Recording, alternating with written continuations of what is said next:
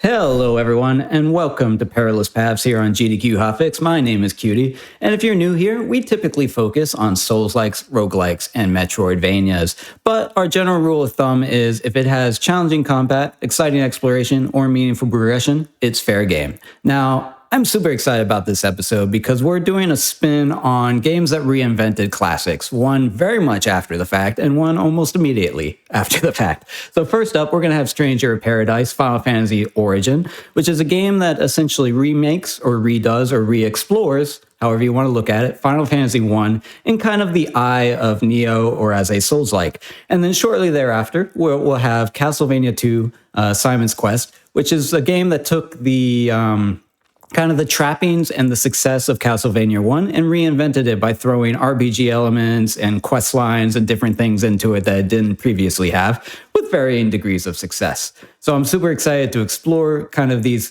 classic angles and how we put spins on them in modern and both retroactive ways. Now, I want to go ahead and bring in Gordo's Games, who's going to be showcasing Stranger of Paradise here on console, new game, story, if I remember the categories correctly. But how are you doing today? I'm doing good, thank you. Excited to be here, excited to share the game, and, looking forward to seeing how it turns out.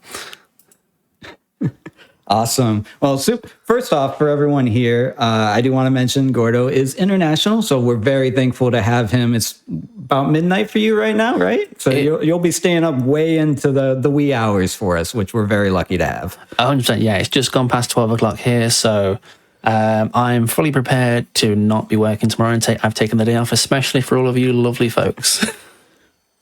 Awesome. Well, we could not be more thankful.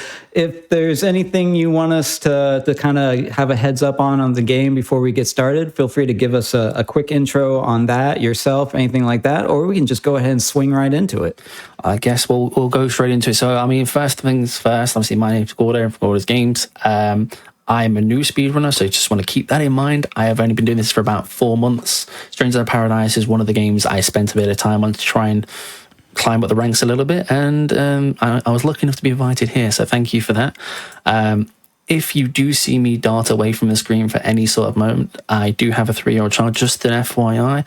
I'm playing Super Dad and I'm catching them from rolling out the bed, but that won't affect the run in any shape or capacity. I think it's time to go and slay chaos, right? I will avoid the chaos memes as much as possible, but chat, you guys have fun down there. Yeah, go ahead and just give us a 3, 2, 1 countdown. We'll go right into it. Alrighty then. So we're going to be doing this on story, and then casual is allowed for it. So 3, 2, 1, let's go.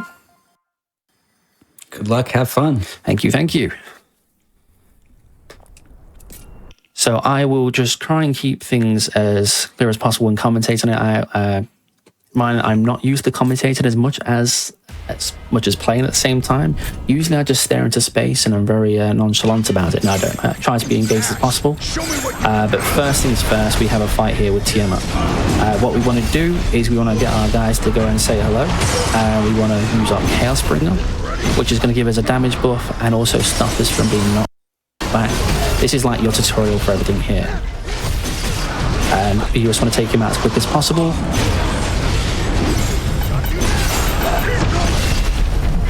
Now, I have to say this is definitely unusual because I'm looking for my splits right now, trying to think what to do, and I haven't got any. It's great. We can do this more often. And that's Tiamat done. Once we've done this with this section, we'll be going through the rest of the tutorial here, which is effectively just teaching us the basics. If you've never played this game before, it will just basically teach you through movement, blocking, soul burst, things like that. In this game, it's referred to as a soul gauge, preferably mana. Either or works. And Tiamat off the bat apps is a nice way to start, I'd say. So a nice little walk in the field here. I should have let the cutscene play because of the great music that goes with it. And we will just go through these. Block, evade, and it's going to go through steps for each one. And what we want to do is we want to reset back to roughly about here. It should pop up. And then we're going to go through how to do a soul burst here. and then again reset. We have about two more parts to this. The tutorial, sadly, is one of my biggest resets points because I'm somewhat of an OCD person with it, and I like to get myself a nice, perfect tutorial, which doesn't happen because things like that happen. We want a soul shield there and basically counter into attack and burst.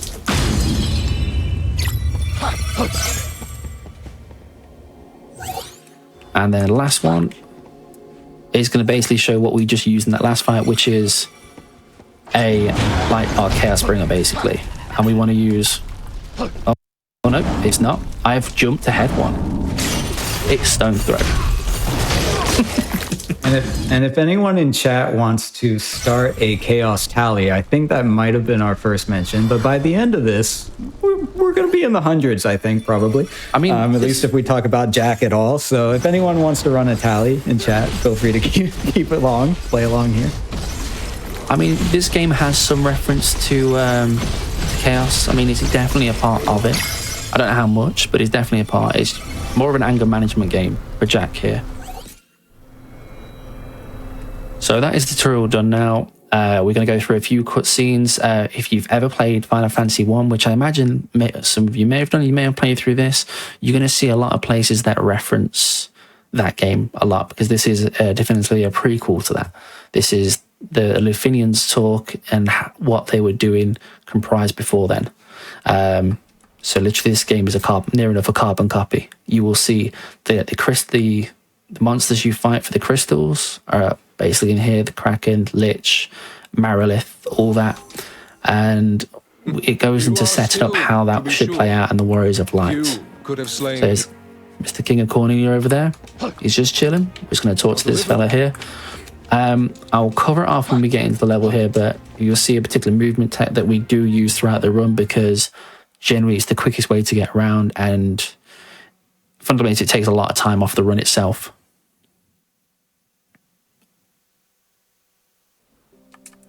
And this game is heavily mission-based, kind of like the Neo series. Do we do any of the optional side missions for upgrades or anything like that, or we just do straight story the whole way? So when it comes to the story itself, we will just go straight through it, but what we try to do is we try to optimize the run as much as possible. So you'll see a lot of changing between classes in particular areas to try and avoid any kind of time loss. Effectively, the one we want to be going for first is trying to level up to the thief, to the white mage, so we can unlock haste, which allows the movement tech to be even that more precise. I've just seen my thing in chat, and I can see it. I remember now. I have a moat for chaos, which is ironic. That wasn't for this game, but that's beautiful to see. But yeah, so it's all going to be story based. We're not going to go off into any of the side quests at all. We are just going to try and level up as efficiently as possible through the actual main stories. Can we get a stone? Go on, help me out. Perfect. We want to grab that stone here because it's going to help us on what we're going to refer to as event, our first vent. So we'll weak spot 2 stones, and that makes that so much easier.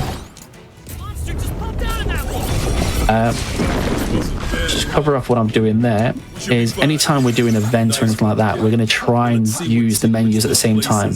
The reason being, it stops us from pausing and just kind of going through them.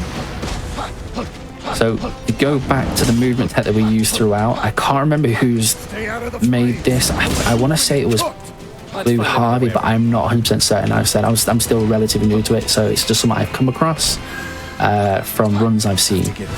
But effectively, we will look to hold down the dash, the run button. So for me, it's my LB. Hold forward, and we're going to intermittently tap A. The reason we do it intermittently is like a rhythm. If we do it too quick, this will happen, which is not quicker.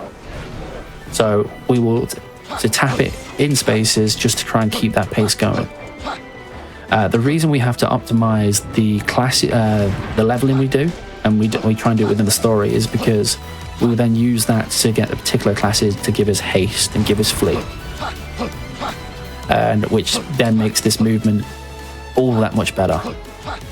You can get access in the game to things like teleport, but there's not an optimal way within the space of the run to do it without losing too much time.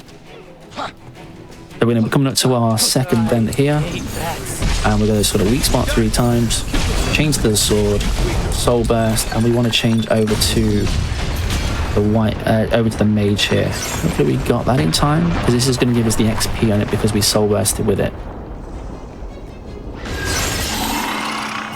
And we did. So we're going to be doing a lot of that. So you're actually you're changing classes during the animation to choose where the XP goes, even though you finished it with a different class. Absolutely, yeah. So when you do that, it gives any kind of XP bonuses that would take place to the class you've got equipped.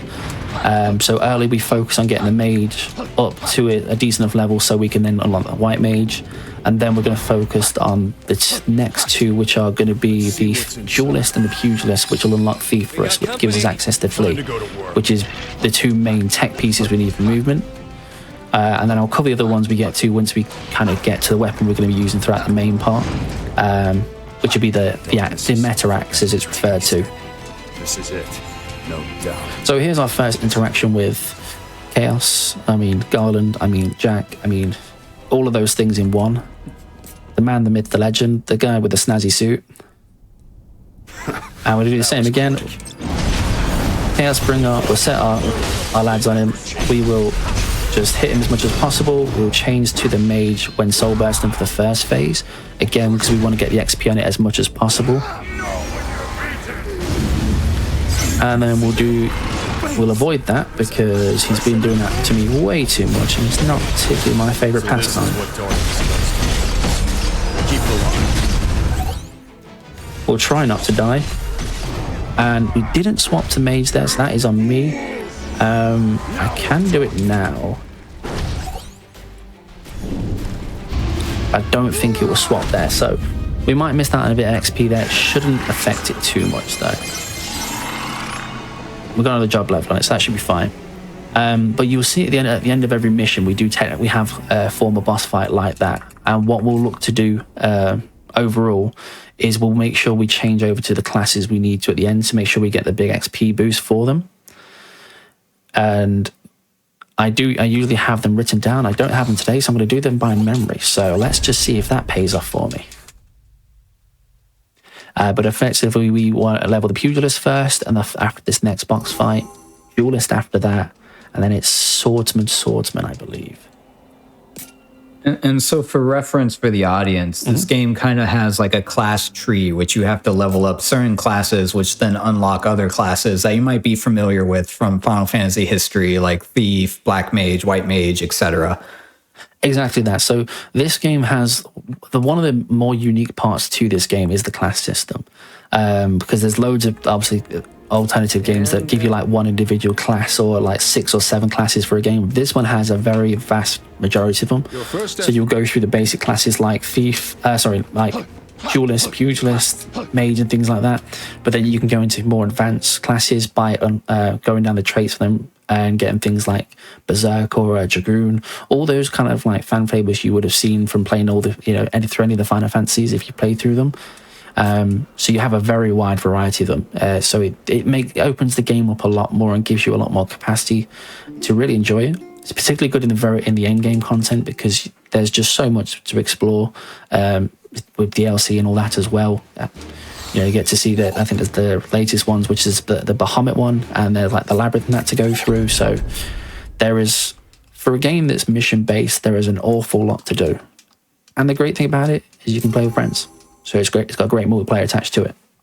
And so their quest began. So it's really kind of a love letter to the Final Fantasy series, because if you think to other games that had famous characters, like you mentioned Dragoon, that's Kain from Final Fantasy II/4, however you want to number it.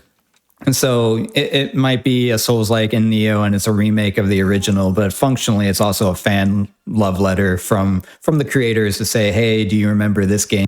Or do you remember that game? And there's levels later on that we'll get to, like the floating continent, which kind of comes out of nowhere, but where it's definitely like very fan servicey, and that's one of the things that makes it really fun too. Exactly. So one thing we need to do here is we basically need to get rid of all of our friends. Jack doesn't like friends. He doesn't share. He doesn't want to give experience away, and we also need to reskin him. I'll cover that off when we go through the loading screens, because we're just going to level up here and get ourselves. We didn't make it. Okay, I'll have to do it in the mission. That is a little bit stinger. So because I didn't get the XP at the end of that last fight, I'm going to have to do it in the mission, which will lose me a little bit of time. Nothing drastic. But going back to why we reskinned Jack is because he technically has the slowest soul burst in this in the game. He likes to do a lot of talking. No idea why. He's just very angry. He likes to shout about chaos. If you've never heard of it, he will talk about it a lot. And it generally leads to a slower time overall. So we're effectively just going to change over to someone like Neon here. It can be Ash, it can be Jed, whichever you choose, just as long as it's not Jack. And it just speeds things up a little bit. Now we are still moving very slow through here, which is really sad. Normally we would have haste right now. I'm actually going to do this. I'm going to try and just get the XP so I can get this haste.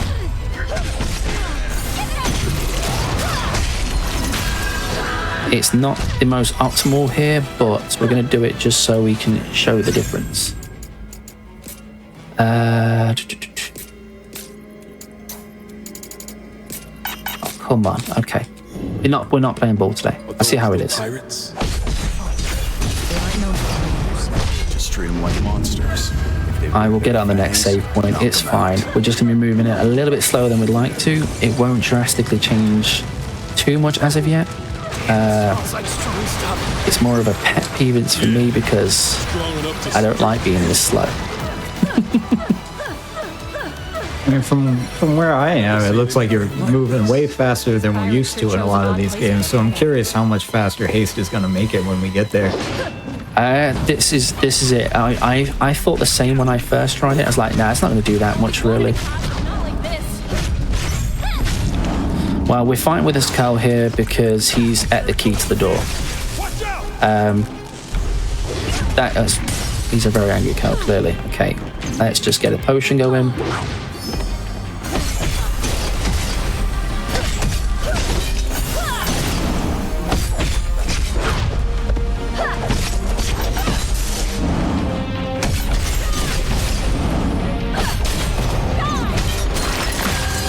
And that is another reason why we're in a lot more pain right now, because normally we would fight the Curl there with the White Mage, because they have a move called Aftershock, which generally does a lot more damage at that point than anything else we've got. So, moving on to try and fix this. That should have given me the XP I need, hopefully.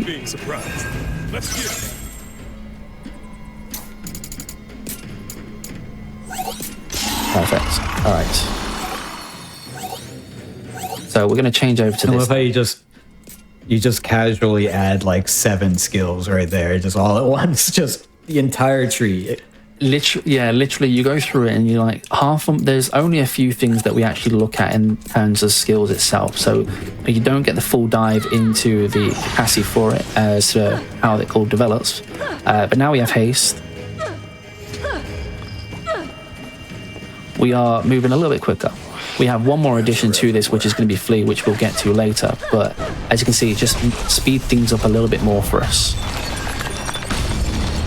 It looked like for a second your console was struggling to keep up with how fast you're moving now. It's, on the odd occasion, I mean, I guess being over the pond, it might be a little bit the case in that, but no, it can keep up to a good pace. Normally, when you get Flee, it gets a little more crazy. If you get to teleport, if you do play the end game of this, it's even more crazy. Don't play if you don't like too much flashing lights. I'll be honest. Teleport is very hard on the eyes after a while. I love how she's hasting up the rope too. That's like a double time animation. Yeah. So if you it doesn't always work because it's just temperamentally wants to. If you tap the dash button whilst doing it, or sprint button, it will basically double hustle you up there, so you can traverse the ladders that little bit quicker. We want to go over here. We're going to cast haste, and we're going to go and see Hallow to Pirate Bicky. So for those who play Final Fantasy I, this is effectively the fight with the pirates as you get to Provoker. Again, it's going to keep very in theme with that overall. But first thing we want to do here is dash towards and we want to Chaos Bringer just to knock these ones away. And then we want to hit this guy, hit him with a fire. There's only one thing we have to watch out for. and that is his red attack, which is where he will just look to grab us. We didn't need to do that, but it saved my life. And what we'll do here is we're going to swap over to the pugilist. Again, this is going to keep our levels progressing enough so we can unlock the next thing that we need, and that is Pirate Vicky's fight done. The bosses in that, look, I mean, this is on story, so the bosses are generally a little bit generally easier, but the bosses that don't seem like very much when you play them in this particular game compared to what you would have done in playing through Final Fantasy. Right, but you're still at the beginning. You're down the ways when you're under leveled and things are harder. Like, I'm sure it's gonna be a little bit more difficult. So there was a few particular bosses that are going to be very dependent on where we get to with our gear. One in particular is going to be Iron Giant. If we are under leveled on our weapons by that point, the fight is a lot more tiresome because he's a very tanky fellow, and yeah, it can be pain if you don't have the right stuff. So we're going to the Western Keep now, where we're going to go on to our second one. We're going to swap back over here to the White Mage, and then we're going to cast haste, and then we're going to do the movement all over again. The reason I cover the movement as early as possible, because it's a big part of this, and once you've got it down, it's relatively easy to do. I mean, walking to stairs is easy to do as well. I don't recommend that. In the epitome of speedrunning, just go up the stairs. It's more advisable. The trick. The classic bonk. I know. And we're going to soul shield here, grab this fire. Cast haste again. The reason we do grab things like that as we go with the soul shield, it'll give us magic to use, basically, as you can see down in the bottom right fire.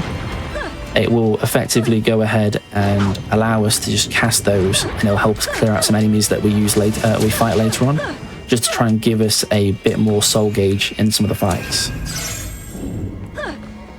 We want to go out here. We've just got our mana back by going to the save point. We want to cast haste again, and we want to keep on moving. We want to keep up that hustle. We want to double click here to try and get up the ladder as quick as we can. We apparently are not able to walk around objects today. Our collision box is completely scuffed at this point, so bear with me.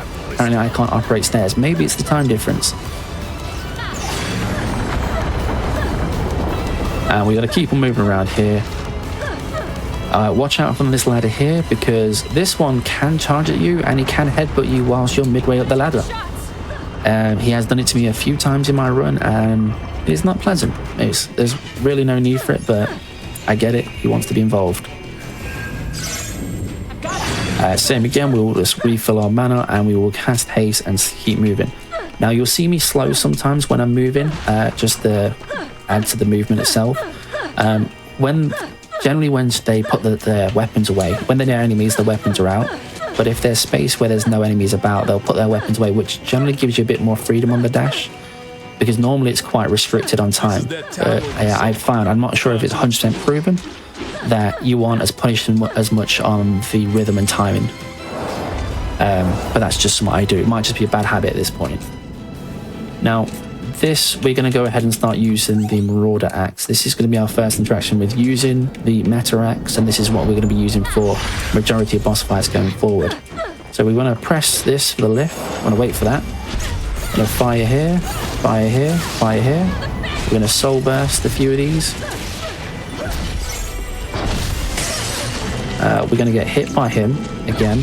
Clearly, Coels are not my friend today, so we're not even going to talk to him anymore. And I'm going to get in the left. Generally, we would have liked to have got a bit more soul gauge back there, so we go into the next fight, so we can cast haste without touching the save point here, but I am just going to grab the save point just to get it back. Not a badass monster. And I'd settle it quick. And then we will go into the fight against the Black Knight.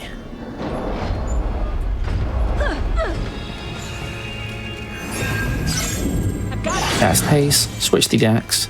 And for this fight here, we're basically looking to do it in 2 hits, if we're lucky. We're going to use our RB into R trigger, so like our first combo move, basically, which is called Sundering Blow. We basically RB, hold R trigger, and we want to get to a 3 charge and then just release. This thing is back, and it hits hard. So we didn't quite get him in one. That's fine. Let me just optimize. That might be why. Now we fight on my level.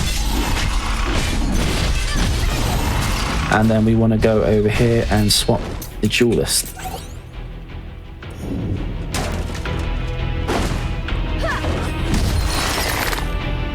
And we've swapped over to the duelist there because this is after this mission here, we're going to optimize and go into the thief class because we should have enough XP and anima shards to do it.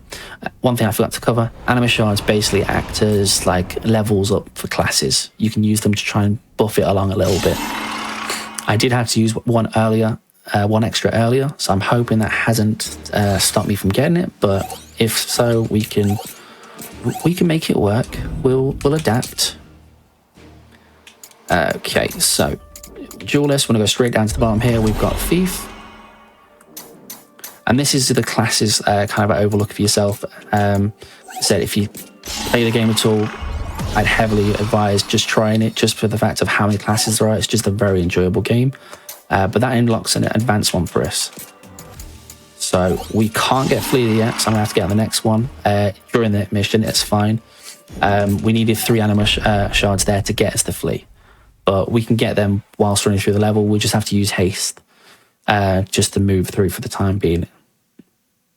And this is where the constraints of the run come into it. A lot of it is making sure you've got the first part of it very optimized and making sure you're doing things in particular orders, because they can affect the time loss you have as well as the rest of the game and how you have to change things up as you go along. So we'll cast haste, swap over to Here before too. So this. you know where to go. We're gonna Not really. really It's just just a vague repeatedly sense. roll, because that's not what we want to do.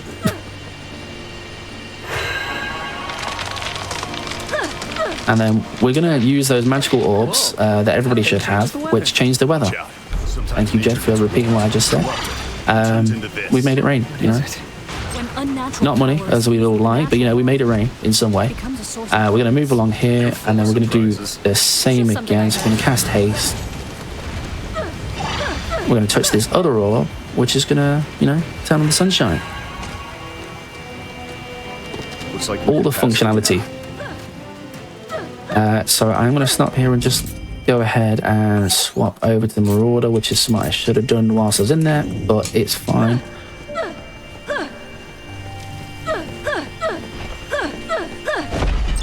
And then 1, 2, 3.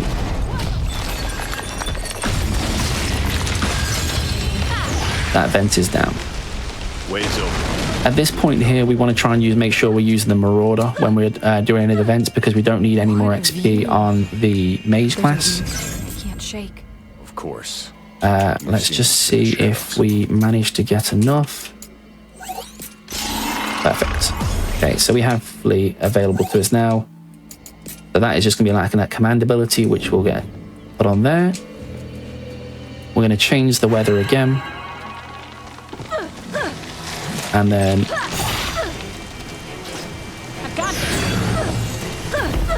haste and flee.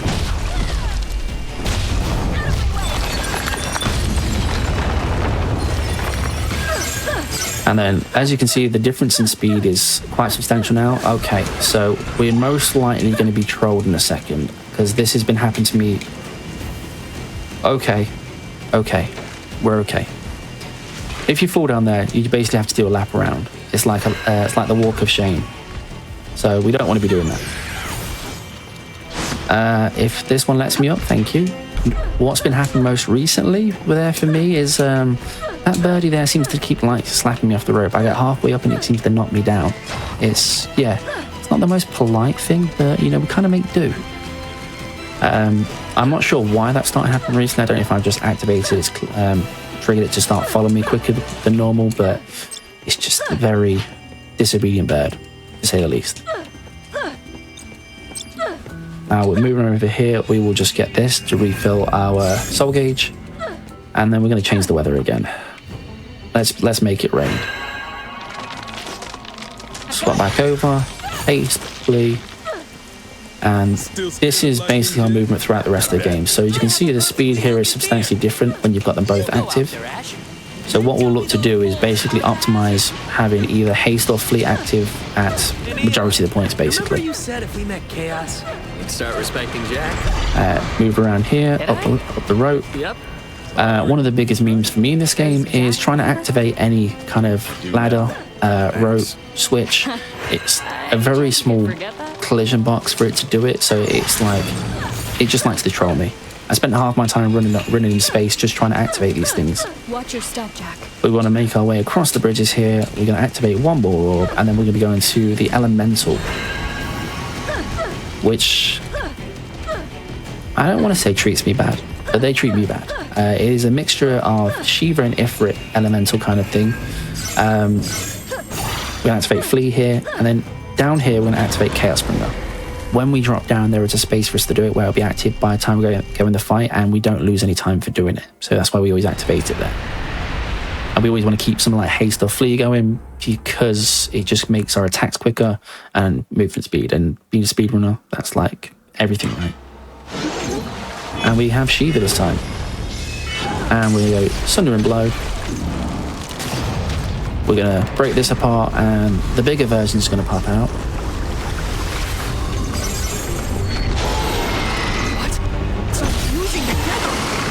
It's losing control. In fact, chaos so easily. Perfect. Okay, so we didn't get grabbed this time, which is great. We want to swap over to Swordsman here because we're going to be leveling up into the Berserker as soon as possible. So we have to make sure we get an XP on the Swordsman and the Marauder at this point. One of the biggest points in that fight to watch out for is if you see the kind of red text in that pop up of the move it's about to do, it means it's going to be going for a grab. And that's the same for basically every boss. They're going to be going for some form of grab or a knockdown, which loses you substantial time, really. If you can avoid it effectively. And now we'll be going to go into the Crystal Mirage, where the boss of this level will be the Chimera.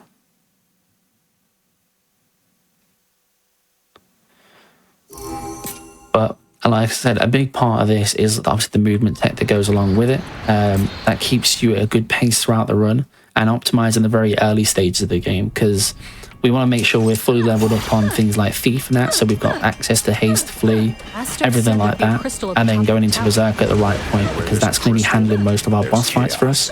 If we don't have those things, it makes it substantially more difficult, because the special abilities, I guess, for the Berserker do a lot of damage where they need to. So we only activated Flee here. We've not got White Mage equipped. If we didn't notice that, is because we're going to change over to it during this little fight here. Okay, so That's like it hurts. go on, grab me again. Okay, that should do that. We'll change that over. So what happened there was, generally speaking, I was about to go into the thing to take him down effectively, but he was going for his grab, which would have stopped me midway through anyway, so I tried to cancel out the soul shield. Unfortunately, it does use the soul gauge that I had left, so which slowed me down with trying to actually get things back up and going. So we move these around because we want this to attack the crystals. We're going to grab this mana here to activate them. And then we are going to cast haste and keep on moving. There are going to be a few points in here which most people, if you haven't played the game, you won't realise at first point, but there are a couple of invisible bridges. I'll be honest, up until I started speedrunning this, I didn't even know it was there, and I played through this game many a time. I feel like I've climbed but here's this one. tower before. Or is it a different tower? This place plays tricks on the eye. Oh, okay. Speaking of that, you did mention this was one of your first speedrun games. What was it about this game, this franchise, this genre, whatever it was, that got you to start running this game? What motivated you? So for me, I've played Final Fantasy like since heyday. Like my first Final Fantasy introduction was Final Fantasy VII. Like a lot of people may have the same one, and I came across it. I actually randomly picked this up a good while ago. And I started playing the game, and I really enjoyed just the whole vibe to it, because I really like Devil May Cry kind of games. The combat system was very fluent. The game itself was very good, and it was just a different style of Final Fantasy. And when I was starting speedrunning, I was just looking for basically anything that was, just that I enjoy playing, because I have one rule of thumb when it comes to speedrunning: if I don't enjoy the game, I just won't run it. I don't run it unless it's a game I can actually play myself. Otherwise, I will get very bored very quickly. So my list is comprised of games that I enjoy, and I like to enjoy with my streaming that basically. But this one was one I was quite comfortable with. I played a lot of the end game kind of content for it, and it seemed, because it was mission based, there's a lot more structure, which made it, I think, a bit not easier, but good to learn, because there was structure in it. Whereas, like, if you go for the more open-ended games, there's just a lot of things there to take on board with it. These ones just kind of at least give you a breakdown. You can work level by level to try and get there. Do you think you'd ever run the original FF1? I have. Has that crossed your mind? I haven't. Okay. It's not a very good time, don't get me wrong. I don't chase world records in every single thing I do, so that one is not a good one. It's like 3 hours and 19 minutes, which doesn't sound bad, but if you compare it to the rest of the scores on there, I'm like, yeah, it's bad. But no, I have one goal throughout the rest of the year. I want to speedrun 1 through 10. Wow. Not in one go. I wouldn't be a functioning human being if I was trying to do this all in one go. We're gonna just... I was going to say, a couple of those are like 8 hours long. Yes, exactly. They are a substantial thing, and that's why it's an ongoing one. But I've done Final Fantasy 1, that's my first step to it. I'm going to kind of go through it from 1 to 2, 3. I'm just going to progress up them, because some of them I haven't played for years, and it's just kind of nice to go back to them. But it's one thing I wanted to check off the list this year. I mean, it's going to be a tough one, that's for sure. So we have got one bit of leveling things to do here. So what we've been working on, so the Marauder. So we're going to get the Berserker here. We're going to unlock Moon Slash and Brutal Tackle. These are going to be a few of the combos, command abilities that we use. We're going to do 2 there to get the Swordsman up to Marauder. And then we'll just put the rest in here. It doesn't get rid of anything. Okay, but we'll give a Cyclone Rush. And then we're just going to go into the next mission. There are going to be lifts and spaces in this run where we're going to use those times to try and optimize some of our gear, change over some of our weapons that we've got, and kind of avoid going into the menus as much as possible, because the menus are just fundamentally time loss. If you can try and do them in the level during boss fights or in lifts, it's the most practical time to do it. So haste and flee, and then we carry on moving. Clouds? How high up are we? Calm down, we're okay. Or else why would that thing send Now, us here? if anybody has things like my choice of character, there was no real reason to it. I apologise repeatedly for the grunting of Neon. She's very tired, all right? She's been running a while. We are going to swap over here, if I get the time, to the Mage. The reason we're swapping to the Mage, we'll cover in the next lift. I just have to do it whilst running. The Mage has a unique thing, so when you hold down cast, the Mage class will actually charge up your mana for you. So instead of us having to go to a save point to refresh our mana all the time, we can use the time in the lift just to hold the cast up until it charges 2 soul gauges. It does max out at 2 gauges. And then we can just recast hastily, and we can continue to move through the game without losing too much pace. As you can see there, it builds up, and all you want to do is just hit cancel on the cast, and then we have our mana soul gauge back, ready to keep on moving. Now, when it comes to Neon, I don't know if anyone plays Valorant, but there is an agent named Neon in that game whose like sole existence is that she runs really fast. And so I feel like this is the Valorant, Dark Souls, Final Fantasy crossover that no one knew they needed. I mean, I don't even know. I actually know. I think I do know why. So I'll give a shout out to Primera, which was one of the. So when I started streaming fundamentally as a COD person. So I didn't do speedrun. I was just doing TCGs at this point. I didn't get mana back, so I'm going to save point after this. Can we get this? Can you let me? Just let me in. Okay. Just let it happen. Okay. So I started doing TCGs, Digimon and that in my early days. And there was one person who obviously played there, which is Perilous Paths, who's also on the leaderboard for this. And I saw their name. That was also another reason why I was inclined to do it. I saw their name in 4th place. I was like, I kind of want their spot, just because I knew them.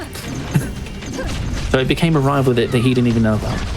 But he does pop in the stream every so often now and to check out the runs and that. So a shout out to Primera, great streamer, does speedrun as well.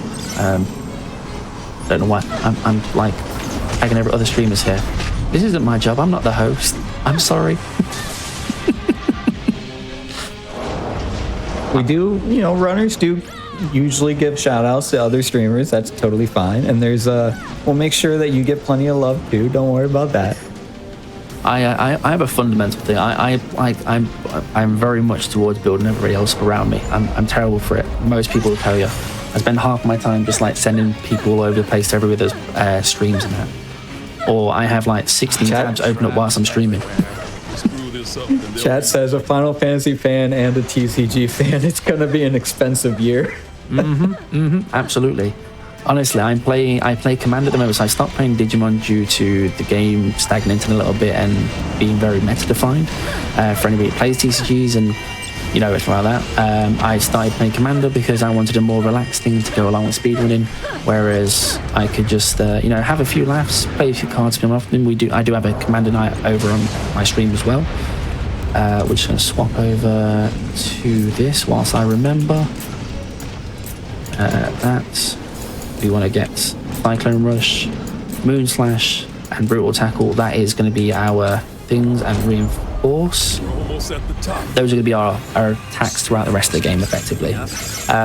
But yes, we play into Commander on Thursdays and that, but overall, it is mainly speedrunning that I do now, or just full game playthroughs when it comes to content-wise. Commander, getting that Y'shtola deck. Oh yes, and obviously, if anybody plays Commander as well, Final Fantasy's coming to Commander. I also used to play the Final Fantasy TCG as well. I clearly do too much. I'm like the epitome of like I do everything that you could class as nerdy, right? I think Final Fantasy is coming to Magic the Gathering too. I think I saw like a Cloud Sephiroth set of cards or something. Yes, they are bringing Commander. Final Fantasy is actually coming to Magic the Gathering overall, but yeah, there are Commander decks for it. It will be available in, I believe, in the standards and that as well. So you can try out your Final Fantasy stuff, and you can play some cards with Cloud as your Commander, Sephiroth, and play some of those highlights with cardboard instead. I feel like I just ran an ad for Magic the Gathering, folks. Hey, I mean, whatever. We're a very open community, and people have lots of hobbies and interests. So Magic is fair game here too. Now, if they ever want to make a Magic the Gathering Souls-like, I know they've done a couple of action RPGs and things, but we'll find a way to get them on the show. So it's all good. Give it time. They give it time. Magic will make everything eventually. So we've now returned back to just to catch us up a little bit. We've now returned back to Tiamat there. We noticed he was kind of just like melted. Let's restore the Earth crystal. He was not just the tutorial boss. He was one of the. Going back to the Final Fantasy story, so one of the 4 crystals. He's one of the bosses you have to fight. So it's the same principle here. It gave us a choice there which crystal we want to go for next. We want to opt to go for the Earth crystal first, not the fire. It's just a more optimal route overall. I'm just going to do a little more leveling here because I want to get Lunatic, which is basically a speed boost for our attacks, because apparently we don't have enough speed. And then we go straight into the mission. We do remove Sophia because we just got another character there that goes with us. Again, Jack is very selfish. He doesn't want them. He's cast them aside. This is a solo mission. This is the epitome of it became a Souls-like game. So we have no party anymore. We've just abandoned them. But Jack does have some concerns because he does talk to himself throughout the entire run. So we do question his if he's okay. Just got a feeling, but I can't find the words for it. And his choice in iPod music is always interesting. That iPod is, one of the best criteria in this game. some of the things, the comical value that added to this game was just great. Like the song at the beginning, this I can't remember the name of the song. Time is near. It's the song. It will come on at the end of the game, and I can leave done at that point. We should have enough time, but it's just they created a very comical part, but still quite serious for everything else.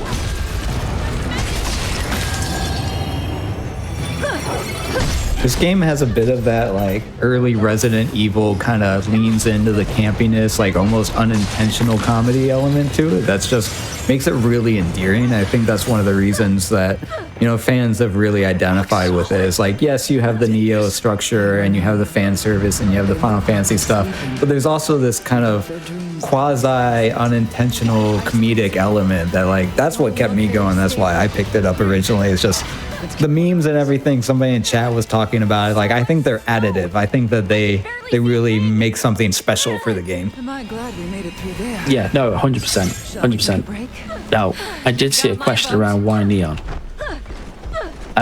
In case anybody's wondering, the choice of character doesn't particularly matter.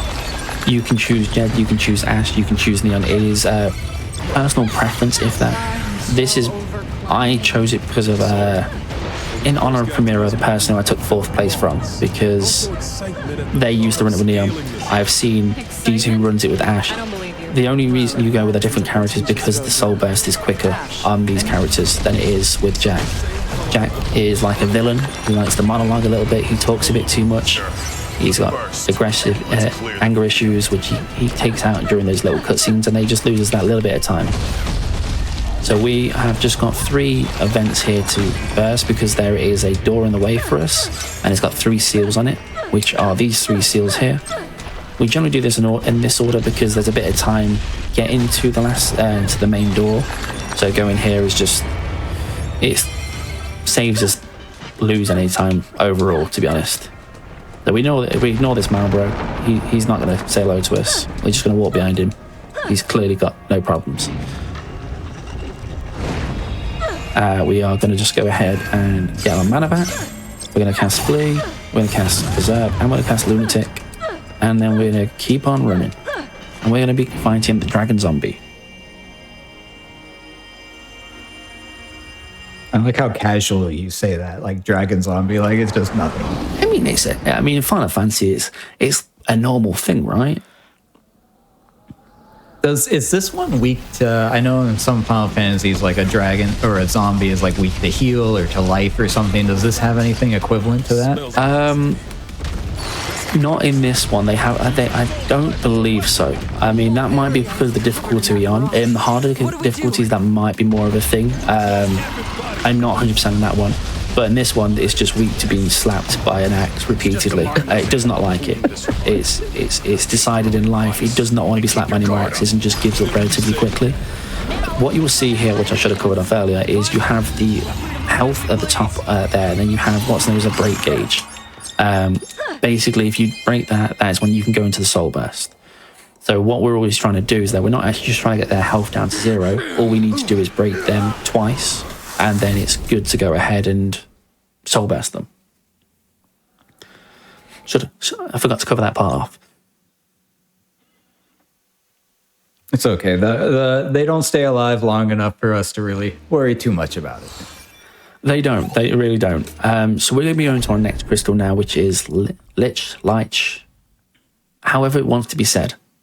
I don't know the correct pronunciation. I'm gonna go with Lich. He's now called Lich to me. Who's our next crystal? The water. It's not the water one. It's the earth one. The earth crystal's in here somewhere, right? Yeah. I love the irony of that. I say it's the earth one, and it shows up as Cavern of Earth. I mean, like, did I need any more of a clue? Yes, I did. So, and this level is extremely confusing casually. I remember this is like the Zelda Water Temple equivalent of like I got lost in it pretty bad. When I first started this was my bane. That particular event is it's very difficult because there's a lot of enemies around it. But yes, no, this one is a little bit of a labyrinth. If you're not used to it, take your time to learn the route, just because there is a lot of twists and turns. Everything looks basically the same when it comes to design. So it's just a very problematic level. Any ideas, Jack? There are a few like that, but this is probably one of the worst, to be honest. There's a level which I'll come back to later, which was like my biggest meme going. I got completely turned around and got completely lost in a run, and I just turned back myself. It turns out I was actually back at the entrance, but because I'd soul burst and the camera turned around on me, I was running backwards and forwards like I'd actually gone somewhere else, and I hadn't. So it happens. Now, we want to be killing that one here, so I should have covered that off there, but we want to cover, we look to try and kill that before it even hits the ground, because that's got the key to get it out the door. So when you're running down here, the reason I didn't cast Haste and Flee before getting into that room is because I needed to have at least one soul gauge to be able to activate the ability effectively. Astos might know something. So we don't need to fight him, but I'm just going to do it to get the mana back to cast Haste and Flee here, just so we can do both and we can get a bit more speed going. Ironically, for those walls, if you come across them, most people think you have to just fight them and start with them. In the life of speedrunning, just ignore them. No, it's like if anybody that's runs Resident Evils, there's not really zombies in that game. They, you just kind of blase past them. They were never there. There's a very frequent thing with these games. You are spending half your time avoiding any fight you possibly can, and this one is no testament. It's the same principle here. We'll only be fighting things like the vents now, which stop us from progressing. Or enemies that have like keys and etc. That's all that matters to me.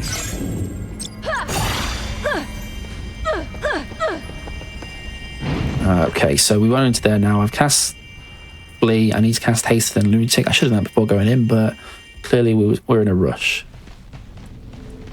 But we're going to be fighting Lich now. I can see a comment for who that is. I've got some of my Resident Evil peers in the chat, I see.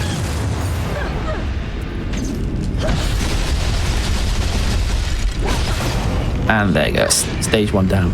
As I said, every enemy in this game has a weakness to an axe. It is called the Meta Axe for a reason. We're not done yet. Things are beat. It won't go down till That's the most endearing part of Jack's character is he believes any problem whatsoever can be solved by punching it in the face. Like, that's his response to everything in cutscenes. I just love it. Exactly. Now, that fight didn't go as smooth as we'd like, but we got there in the end. Usually it's 2 hits and he's down, or 1 for each soul burst and that. The troublesome part with him sometimes is if you're not quick enough on doing the soul burst in the first phase, he will do a little teleport just to somewhere else so you can go over to him and then soul burst him. He just likes to be difficult like that. But that is our second crystal down now. So we'll go through a few more cutscenes here. We'll be speaking to Astos. For the reference there, Final Fantasy 1 again. Astos, who you fight in the castle after going into the biggest reset part in the Final Fantasy 1 run. I can't remember the name of the mines, but yes, you spend half your time just resetting there when it goes bad. But Astos here is like our guide, basically. He's helping us along. He's playing a very different kind of story here. In this one, he's our friend. We like Astos. That's not always clear, though, during the main story. Like, you're not quite sure whose side he's on or what he's having you do or why you're doing it. Like, I remember there was an air of mystery around him. Yes, there is. So Astos himself is like best friends with Jack, effectively, in this. And the air of mystery comes into it for spoilers, and that is because I don't know if any of you are aware, this game is about chaos. They want chaos to happen. Jack is the epitome of chaos, and they're all trying to basically make him become chaos itself, embodied, which would then lead us on to Final Fantasy 1 when you go through fighting chaos again. Because if you didn't do it once, you can do it twice, right? You can never get enough. But this game itself is like Groundhog Day. They are reliving the same thing over and over again. They are basically trying to keep balance on behalf of Lufinians, who is obviously referenced in there as well. From Final Fantasy 1, there is in a little city you go to and visit once upon a time. that's about as much interaction as they do have in it. But in this, they're a very big part of it, and they're rather evil. You know, they like to control everything, like tell people what to do. All Jack and his pals here have to go through Groundhog Day doing the same thing time and time again, and they reset their memories as it gets to it. Astos, being obviously Jack's friend, tries to help him help break the cycle itself, whereas they want to try and stop this from happening. They want to change the outcome a bit. They don't want to go through repeating this, and to do that you have to try and get they're trying to get Jack, unlock Jack's memories to a point, and that's where the element of mystery comes from for Astos, because he's trying to do so without just effectively telling them, because for some reason it doesn't quite work that way. It doesn't work if you just actually just told them. Yeah, grow up. You have to work it out for yourself. It's like a life lesson or something like that. And that's the general gist to it. The whole precedent of this is we're trying to get this to the point where Jack takes on his final form of being Chaos, gets himself a very gnarly night suit, and becomes Garland, Giga Chad for all. And we are fighting a giant Marlboro here, and we want to be using brutal tackle to do this. Again, another thing to watch out for on these bosses is that if they get their red text, just have your soul shield up as quick as you can to stop it, because this guy here will just munch on you. He'll just chomp on you. But now, with that fight's done, again, Axe did its job. And there's the soul burst. One thing I'll credit to this game very much so is the animations in this game, the fights and everything like that, the soul burst and that, they did a very good job of doing it. It all looks very clean, it's all very well designed. And, you know, again, the kind of memey as well, like the whole thing, the Malrow jumps on there to eat you, you burst it from inside. It's like, compare it to the guy from Guardians of the Galaxy where he jumps into the monster's stomach and starts cutting from the inside. The very, as opposed to a lot of games in this genre, it's very flashy too. You get a lot of, let's say, visual reward for what you're doing. Like you definitely know when you're doing things, and what's happening. And I think that's one of its better qualities there, because sometimes, you know, yeah, you can be over the top in some places, but sometimes you have to have a little bit of flair for it, because it kind of adds to the context of the game a little bit more. You know, just being able to visibly see the rewards of things you're doing, having the cool skills, having the strong abilities and things like that. Kind of like any Final Fantasy, it's a big part of it. You know, when you go through like any of the originals and that, just being leveling up your character, getting all the stronger magic spells and stuff like that, you can see clear progression. They've tried to keep it that way as well within this game, but where they're doing it is by style, realistically. So they can't do it purely by numbers. They're just trying to make it look that more eloquent when you unlock those abilities and stuff, and the different classes, because you can get gun classes, all sorts. There's bows. I think there's bows. It might just be guns. But there's literally all sorts of classes in this game, so there's just a lot to take in with it, and there's a lot to explore. The end game is something I've got to work on at some point, because I do want to look to do some of the other runs that go with this game, particularly around the end game content. But when you get the leveling part is a very lengthy process, because like I think max level is like 300, and then you've got the classes to level up. There is a lot in the end game for this game alone, just to enjoy. We must be near the top.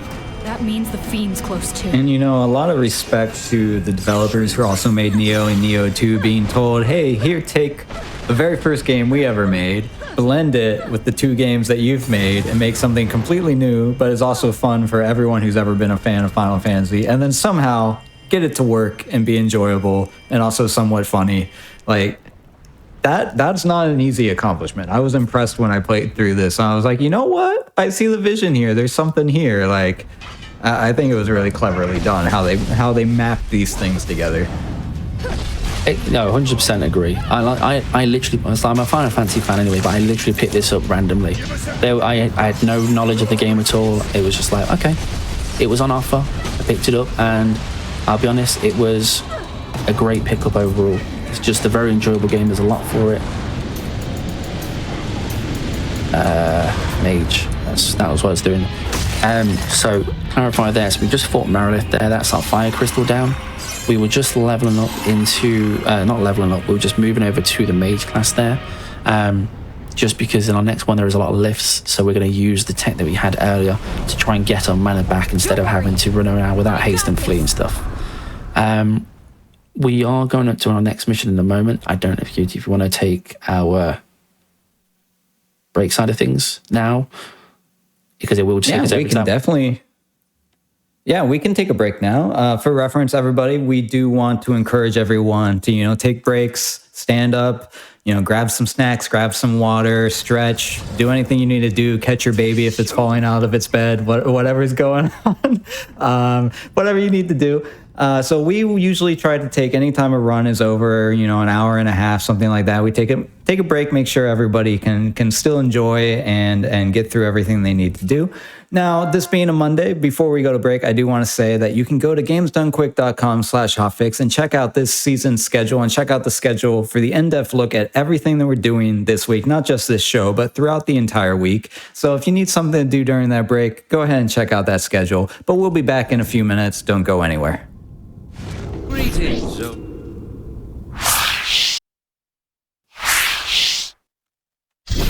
Hello, everyone, and welcome back to Perilous Paths here on GDQ Hotfix. My name is Cutie, and we are in the middle of an incredible run where we are trying everything we possibly can to kill Chaos. For anyone still keeping track, I have no idea how many times Chaos has been mentioned, but it's probably at least over 50 at this point. Anyways, let's go ahead and get back into the run. If you want to give us a quick 3, 2, 1, and we can just get back into it. All right, ready to go. I think from my side, 3, 2, 1. Let's go and kill Chaos, or become it. One of your two. Awesome. Or become it. That's the spoiler. All right, so we are going to be going into the next mission, which is the Crayclaw, which is going to be leading us to the next crystal, which is going to be the water crystal.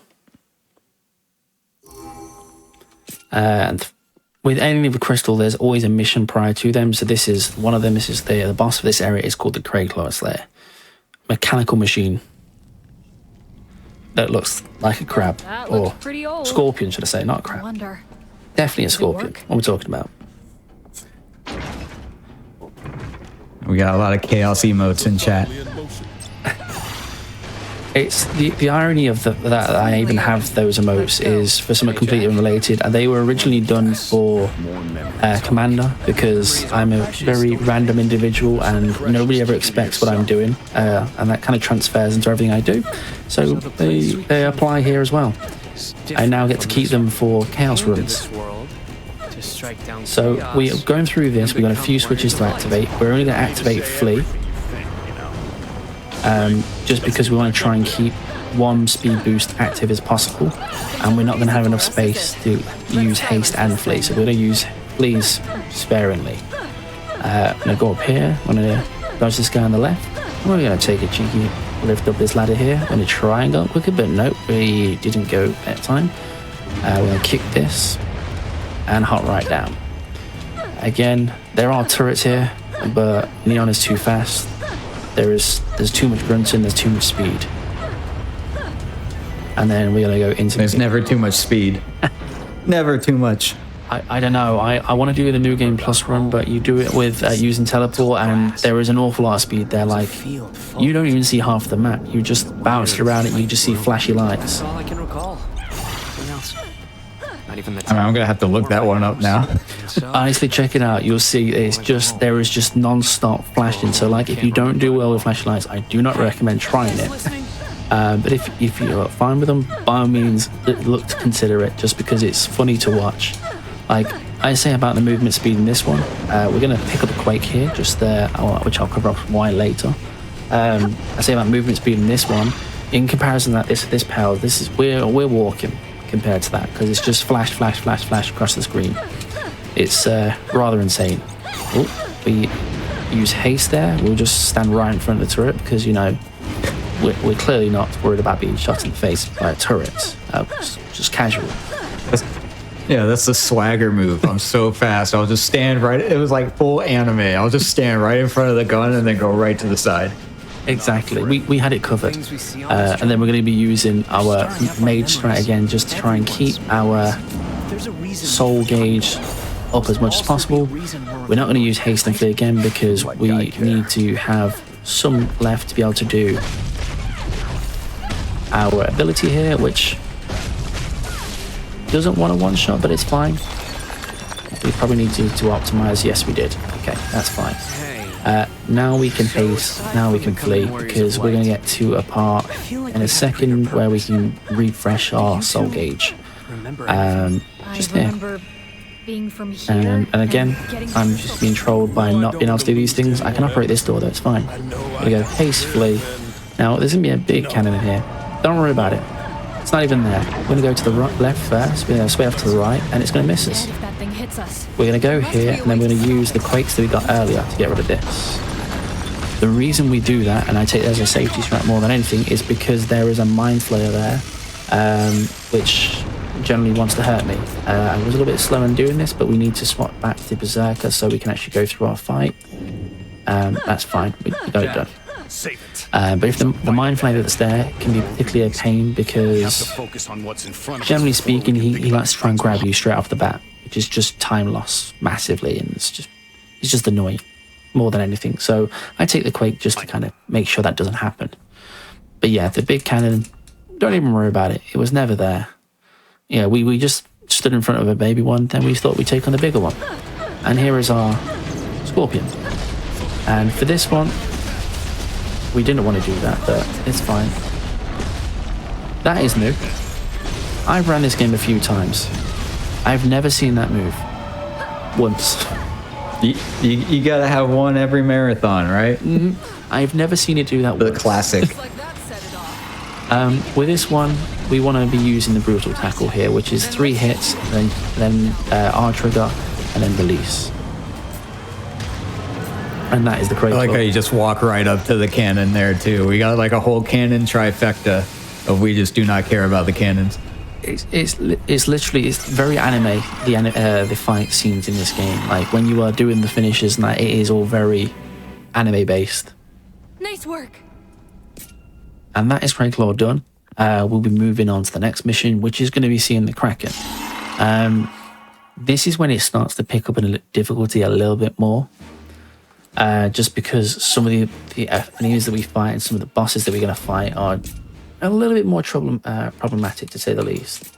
Now, I'm just optimizing here because we get a mage staff or club, or however we want to reference it in this game, which is generally has a thunder stat attached to it, which we're going to use throughout this level, because this, as you've noticed by the last one, it's a very mechanical themed one.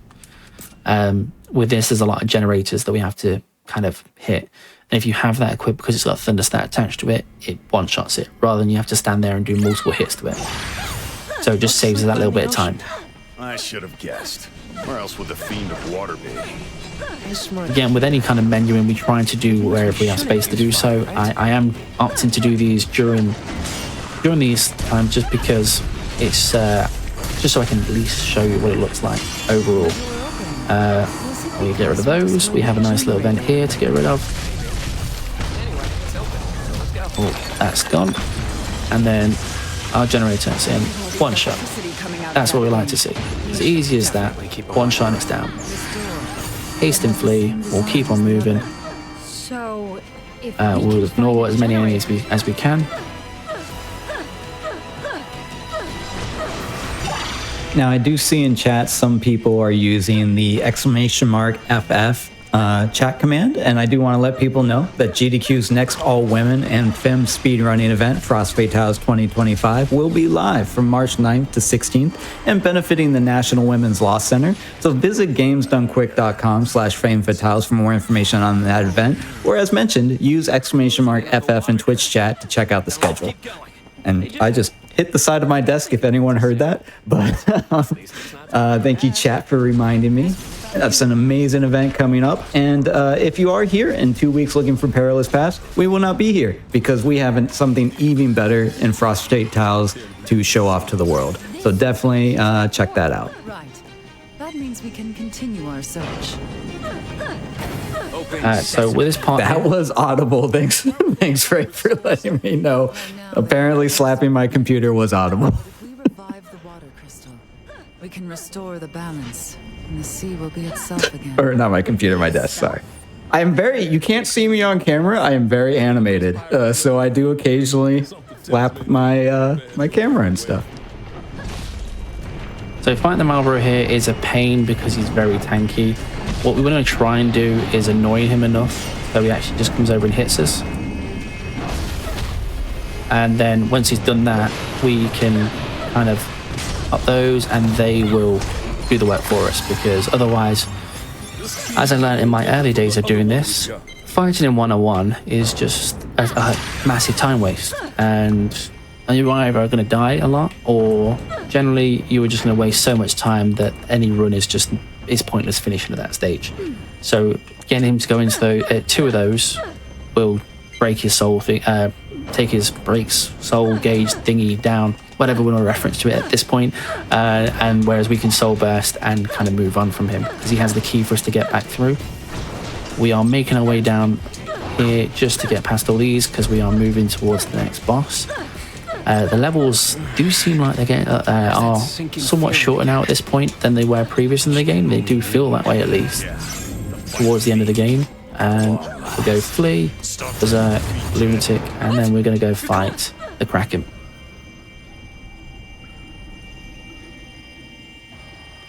Someone in chat said I think my desk, or I can nickname my desk Chaos, and that's why the appropriate answer is to slap it. I mean, this is fair. Everything, to be fair, everything has been punched at this point in this game. It's a very aggressive game, to say the least.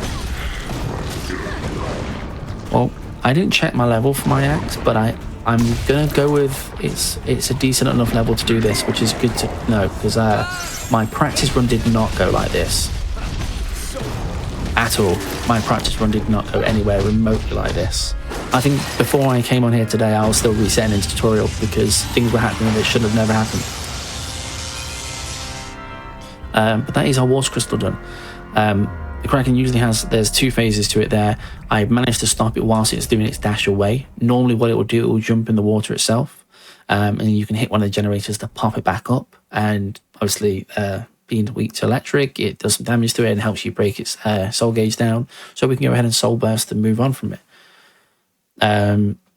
This was one of the particular levels that was a big problem for me early in the days of learning the run, just because there's things like the Marlboro, learning to adapt to that.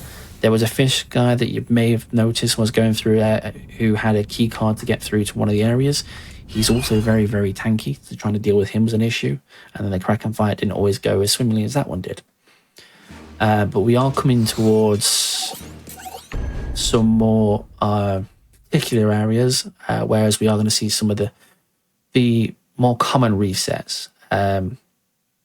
One of those being the Iron Giant and another one being the Strangers. I won't obviously go into the details of the Strangers yet until we get to them. Why ruin the fun? No, it's the whole point of bringing in chaos. Let's see how it forms.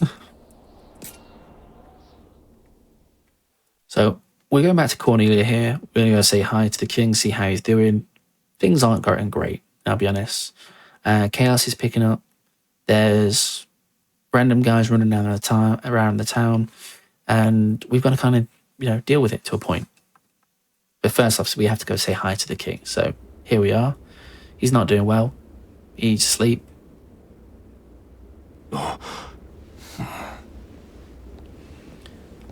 I will say as well for this, the armor in that is on point for these, because throughout the majority of the game, you optimize your gear, so you just pick whatever's available, and you end up with some of the most random outfits going.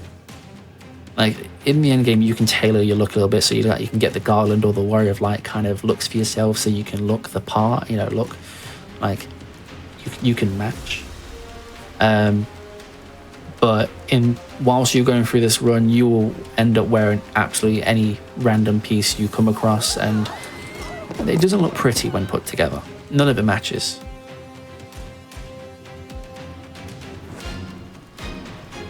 And that's true for all the characters, right? So if you were using, the full party, like all of them would be kind of mixed and matched and looking weird. Exactly, yeah. Just because we've got the skin obviously on Neon here, you won't see it throughout the run itself. But yeah, any changes you make to the gear and equipment, you will see changes in the animations itself. We can expect a thing. And generally speaking, it's soon enough we will have to change back to Jack, because there is a point whereas the party itself will somewhat disband and that, and Jack is your only choice. So we will unfortunately go back to Jack. I know it's I shouldn't say it like that, but he is painfully slow.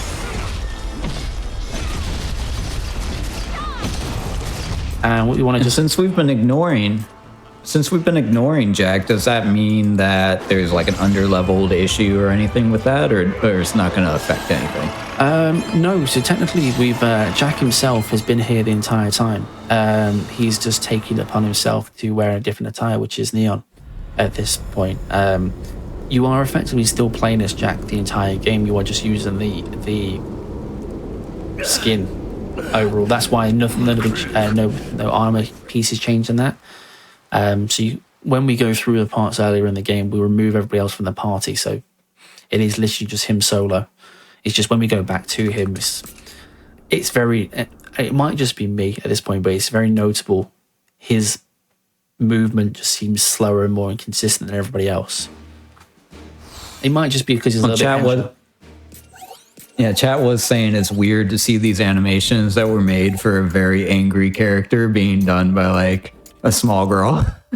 like these are made for like the angriest character in video game history, like borderline Kratos, and then you have Neon doing it.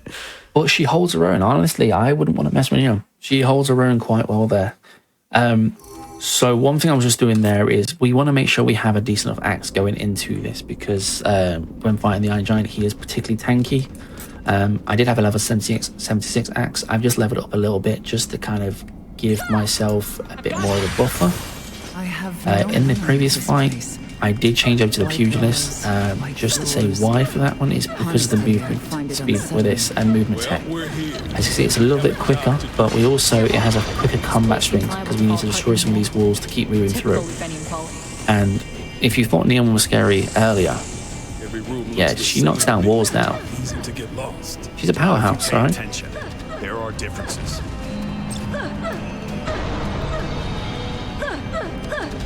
We want to get the save here. Now, because we don't have another point in between, we're only going to use Flee, and we're going to use it sparingly again to try and see us through up until the next point where we can get some mana back. We want to kind of make our way up here. This is probably one of the You've heard of Lufenia? biggest levels to get lost in. Everyone's heard of it. Stories say it started as a tiny For anybody that's like from my stream and that's in the chat, you would have known myself how many times you've seen me run around in circles in this place because I didn't know which wall to break down or which way to go. It took a little bit of learning. I spent no end of time just kind of wandering around here. It was painful because it's not easy to figure out as well. Because what we're looking to do basically is we're gonna pick up a key here, which is one of them, key of the phantoms, which is going to unlock that door over there.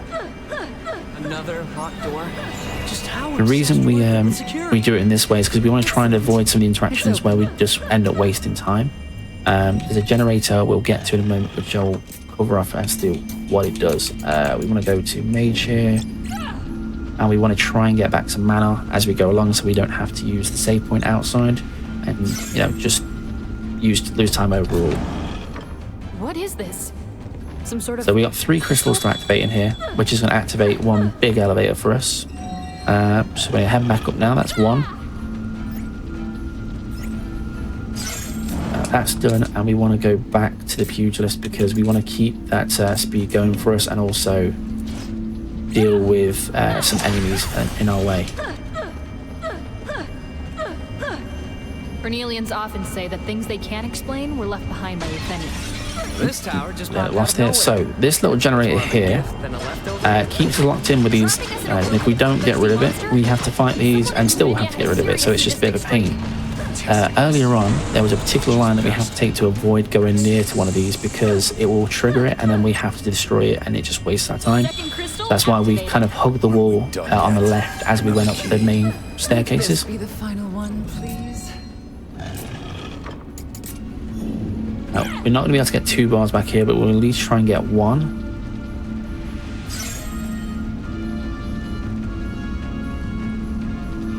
Can I get 2. Oh, treat myself. I can get 2. Okay. And you'll notice we don't really open up any chests whilst going through this run as well.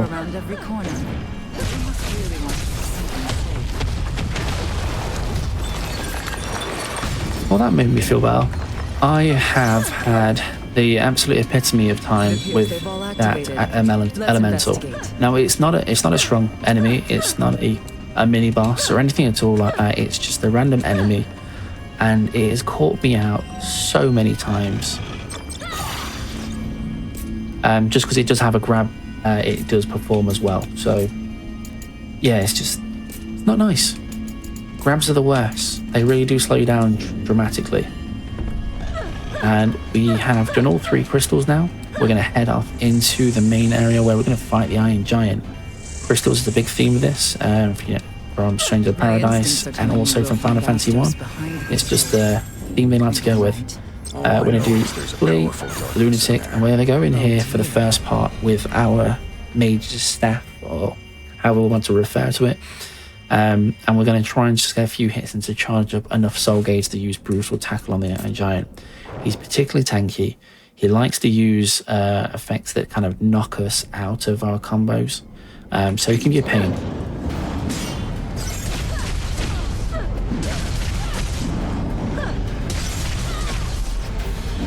Skilled in swordplay and magic. Impressive for a mere machine. Ancient tech makes some serious weapons impossible. Unconventional. Come on, I know you want to do it.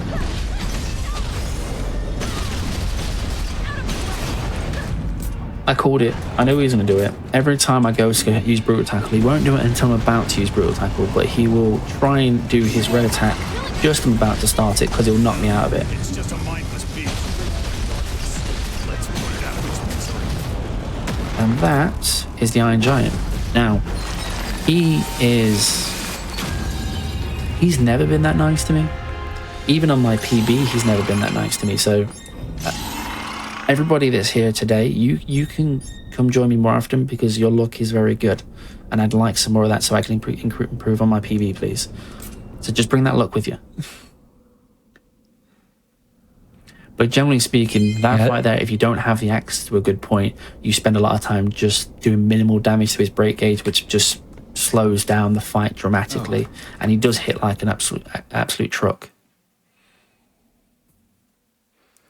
I never know which side of the marathon luck debate that I'm on. I personally think I get better luck during marathons, or maybe I'm just focused more, playing harder or whatever. And then other people think that that's when you get the worst luck, and things never tend to work out. And so I don't really know which side of the spectrum I'm on, but I'm glad that we're on the good side today. Well, my logic was for it is either my runs prior to this were horrendous. Like we've seen some random that I'd never seen before in like this run here, but they were horrendous. I'd seen things in those that I'd never seen before, and I was like, okay, if this is how this day is going to go, this is going to be terrible. But I did those prior, which gave me the inkling that we kind of got rid of the bad voodoo. We've done that part, that's out of the way. It's now a case of we can have a nice, even if it's not a PB, but a nice casual run. And so far, it does seem to be the case. I mean, we're not doing bad for time as well, to be fair. There's not many missions left in it now. We've got the behemoth to fight in this one. We're going to be using the mage. Skeleton's angry. There was just no need. We're going to use the mage staff for a lot of this part here. Okay, we've run out of haste and flee. I jinxed myself. When you're at work and it's generally quiet, you're not supposed to say it is. That's what's happened. Now then, we've destroyed the power source. But yeah, we're going to be using that to take out the generators, because 3 charges is usually enough to do so. Sorry about that, I lost my train of thought for a second, trying to catch up where I got to. And we're going to kind of move away through. We're not going to use the mage strat in between lifts here, because there's just not enough time in the lifts. So it doesn't end up saving us any time at all. We're just going to have to take time lost with the save gauges, the save spots. If there are ones, there is one later we can try and use it for, but it's not massive, to be honest, so we just don't really emphasize in this part. Okay, we got that one.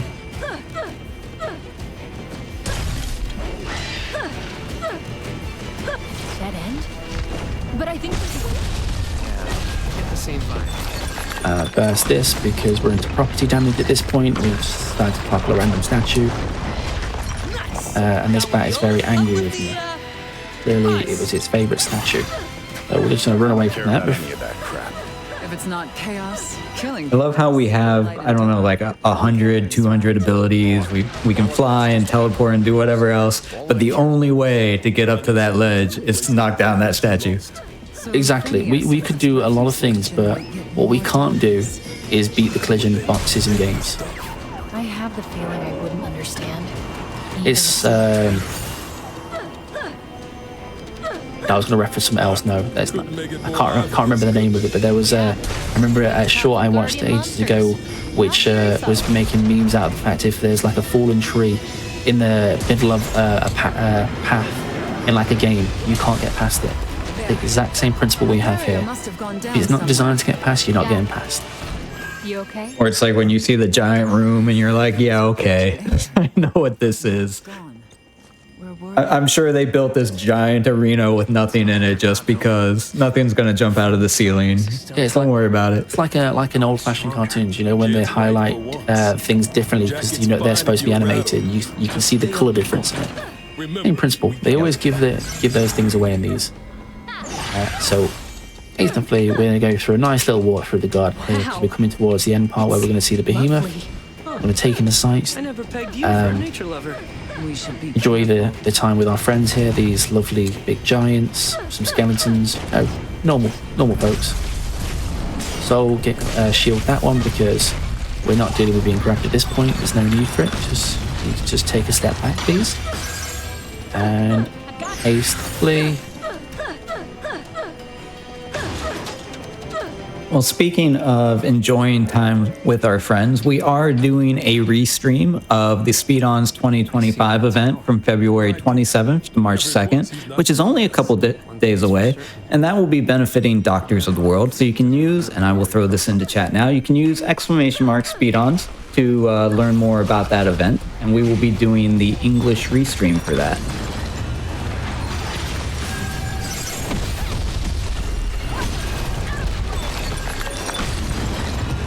Right here, we're just going to be getting rid of some vents here. Didn't charge the attack there, which made it a little bit slower, but it's fine. And we'll burst this one. Flee, haste. Don't know why I didn't activate my charge then, but it's fine. We'll go for a little stroll. We've got time. Jack, are you up for this? We are going to go to the safe spot here just to get our Anna back. And then it is flee, berserk, lunatic, and let's go party with the behemoth. One of the more known enemies within the Final Fantasy universe. Everyone loves fighting a behemoth just for a bit of leveling. And then again, quality of animations in these boss fights and the enemy designs itself is just very noticeable.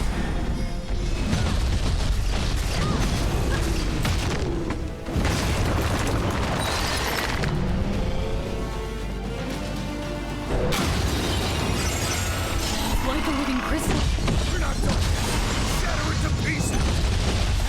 And then brutal tackling is done. As easy as that. A couple of moves and that big behemoth that's caused us so many issues in the past, if anybody has played any previous Final Fantasies, is gone. Just how we like it.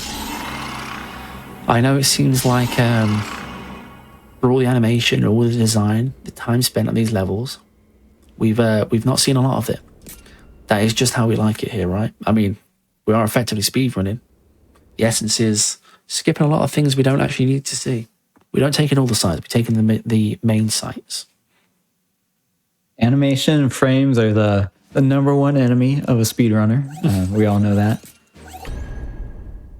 The first game I ever ran, well, I guess second game, but first game I ever got a record in or anything, had like 180 fight animations. It was done by the people who did Mortal Kombat. And then for the speedrun, you literally just do like kick, kick, kick, and you don't do any of the animations because they're slow. So I totally get that. Like, just avoid the animations as much as possible. Yeah, I recently played through some of the old classics. I started taking up. I went into a very Lord of the Rings vibe with some of my runs. So I've recently played through Shadow of War and that, but then I played through some of the old ones like Two Towers and Return of the King. I did some speedruns for the Two Towers, and particularly it was a game that was very big in my childhood because it was just a great one to pick up and play. You know, play with your friends and that. Speedrunning it was a very, very different kind of thing. It's like, okay, I don't use any combos, I don't use anything. I run past every enemy I possibly can. It's like, okay, I actually just skip everything. It just felt so weird to play an old classic game and change the direction of how you play it. I always tell people that's one of the joys of speedrunning, though, right? You can take any game, like literally anything, if it's story, point and click, whatever, and it completely changes your dynamic, your interaction, how you think about it. Like it just takes any form of game and makes it something completely different that the developers, for the most part, had no intention of you doing. Exactly. I'll be honest, before I started speedrunning, like I said, I've only been doing it for about 4 months. It's something I just kind of stumbled into. I was very much against speedrunning. I'll be completely honest with that. It was more of a case I thought, well, you're not enjoying the game. You kind of you define what you're supposed to do from it. You know, you're just skipping half the content. What's the point in it? You don't learn that much about it. But then since I've been speedrunning, you learn more about a game speedrun than you would do ever playing through it normally. Just because you play through it normally, you play through it once, or if it's a good game that you like, you play through it a couple of times, you'll come back to it every few years or something like that. But speedrun, you spend hours upon hours in the most minimal of frames or the same sections, and you learn so much about the game and a whole other prospect. The animations, the frames, the clipping.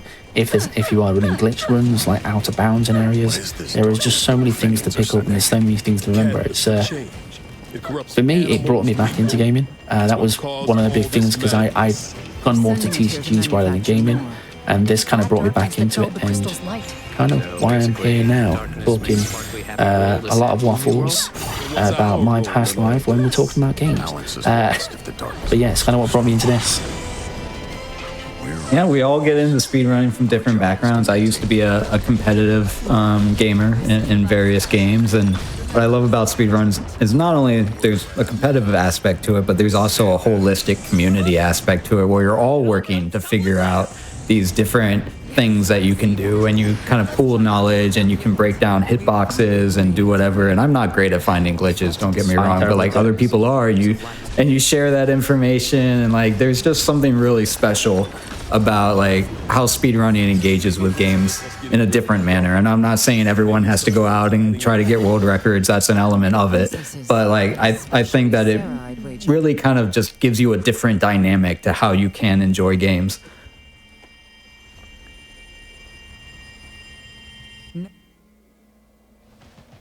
I 100% agree. It's a very different way to approach the game overall, but it's generally a good manner. Oh, we got him first time. Okay, perfect. That's what I like to see.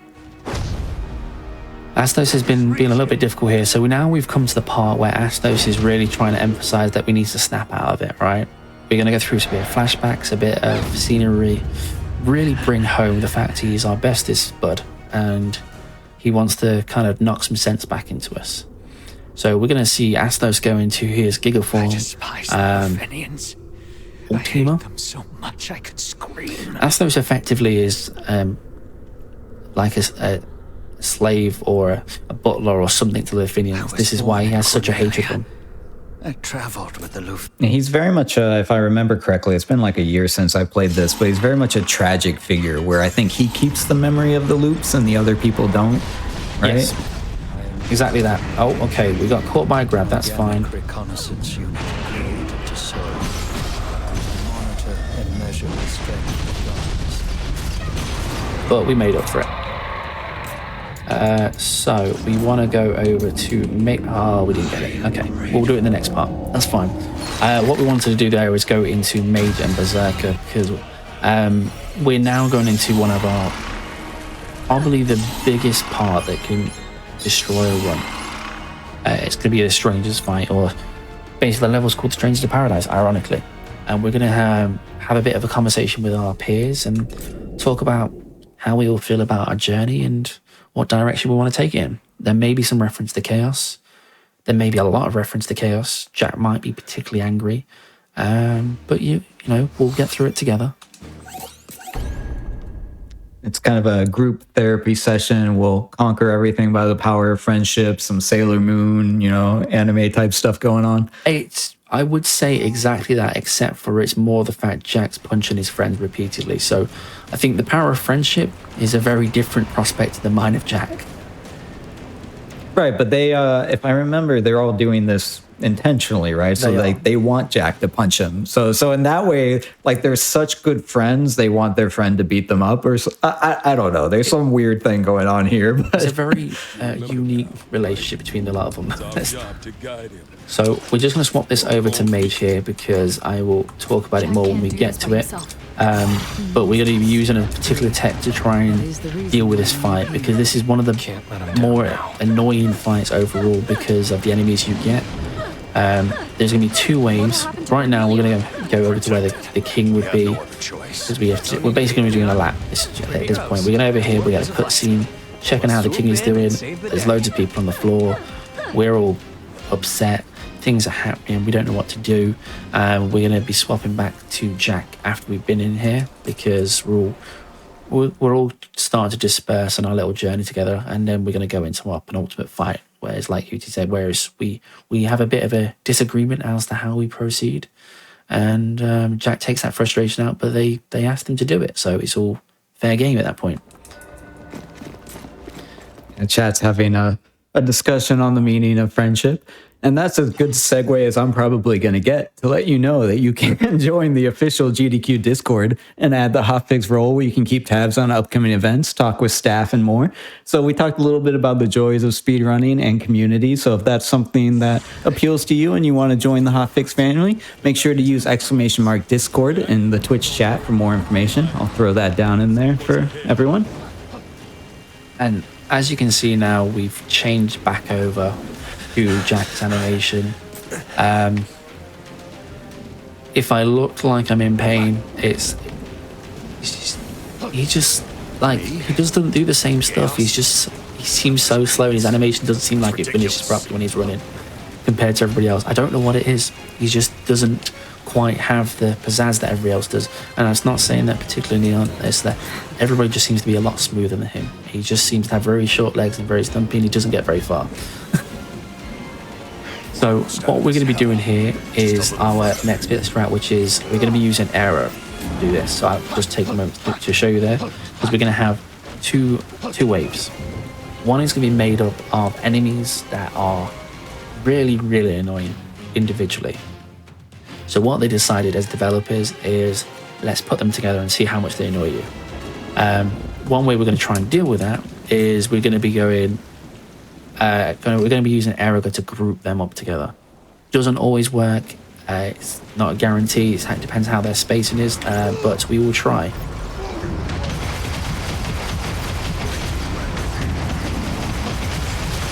Oh, we've reached the bullet hell section of the run.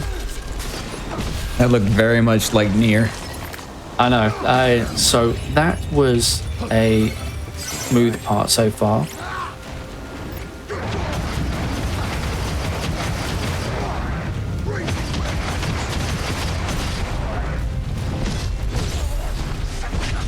That was not smooth. Unfortunately, we didn't have the mana to do what we needed to do there, which is fine. That's not good fine. Old Cthulhu. So we're just going to start a fight with this guy because I need some soul gauge back. Again.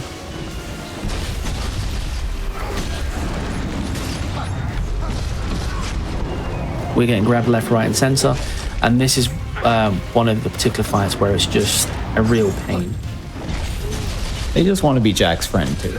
That's all this They're is. extremely friendly. We have no mana going into this, which is horrendous right now. This is probably the worst thing we could have asked for, and it's not to be unexpected because we've had such good fortune with other bosses that shouldn't have. But we just have to make it work. Generally, what we want to do is we want to activate All right. this as quick as we can, but we have no mana.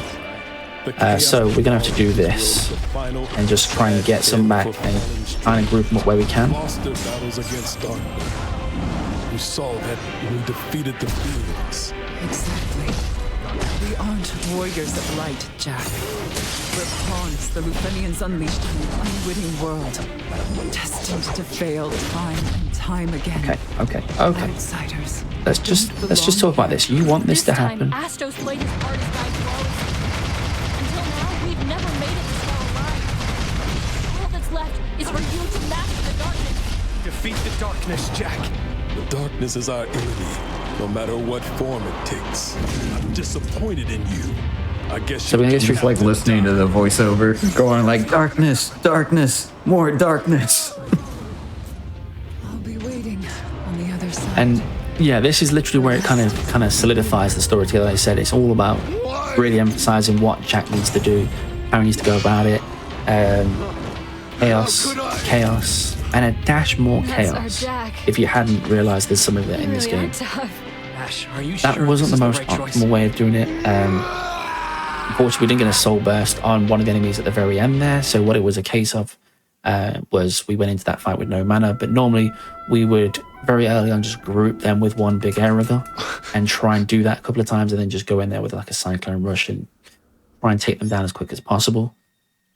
We adapt, we fix it, we kind of move on from it. So that is one of the probably the biggest part for a speedrunner, that particular mission, where it can really just ruin it because it is a lot of luck from the side of where enemies are, where their spacing is.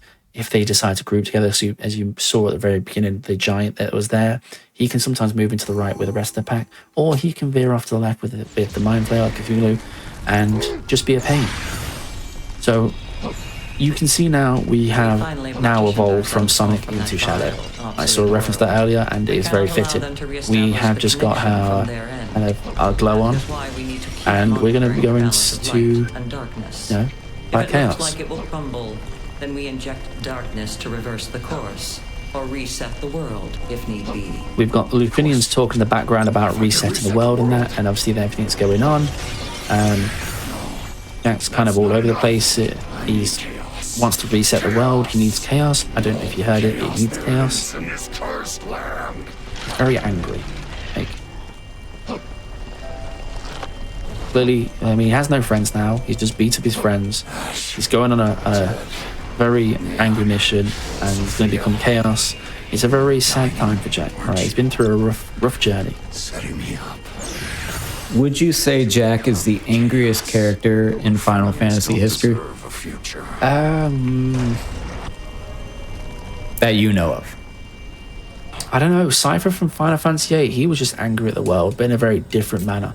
I guess from this point of like just outwards aggression, I'd say yeah, he's definitely up there because he's very vocal about how angry he is.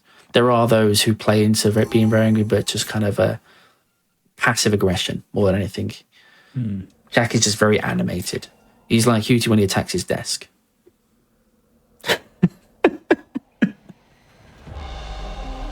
I'm not going to live that one down for a couple of weeks, I don't think. Nope. You decided on chaos to attack furniture, and it's there to stay. Okay, I got a couple spare desks if I need them. Always keep them around if you're going to slap them. You always got to have backups. So we are now going into the big fight with Chaos.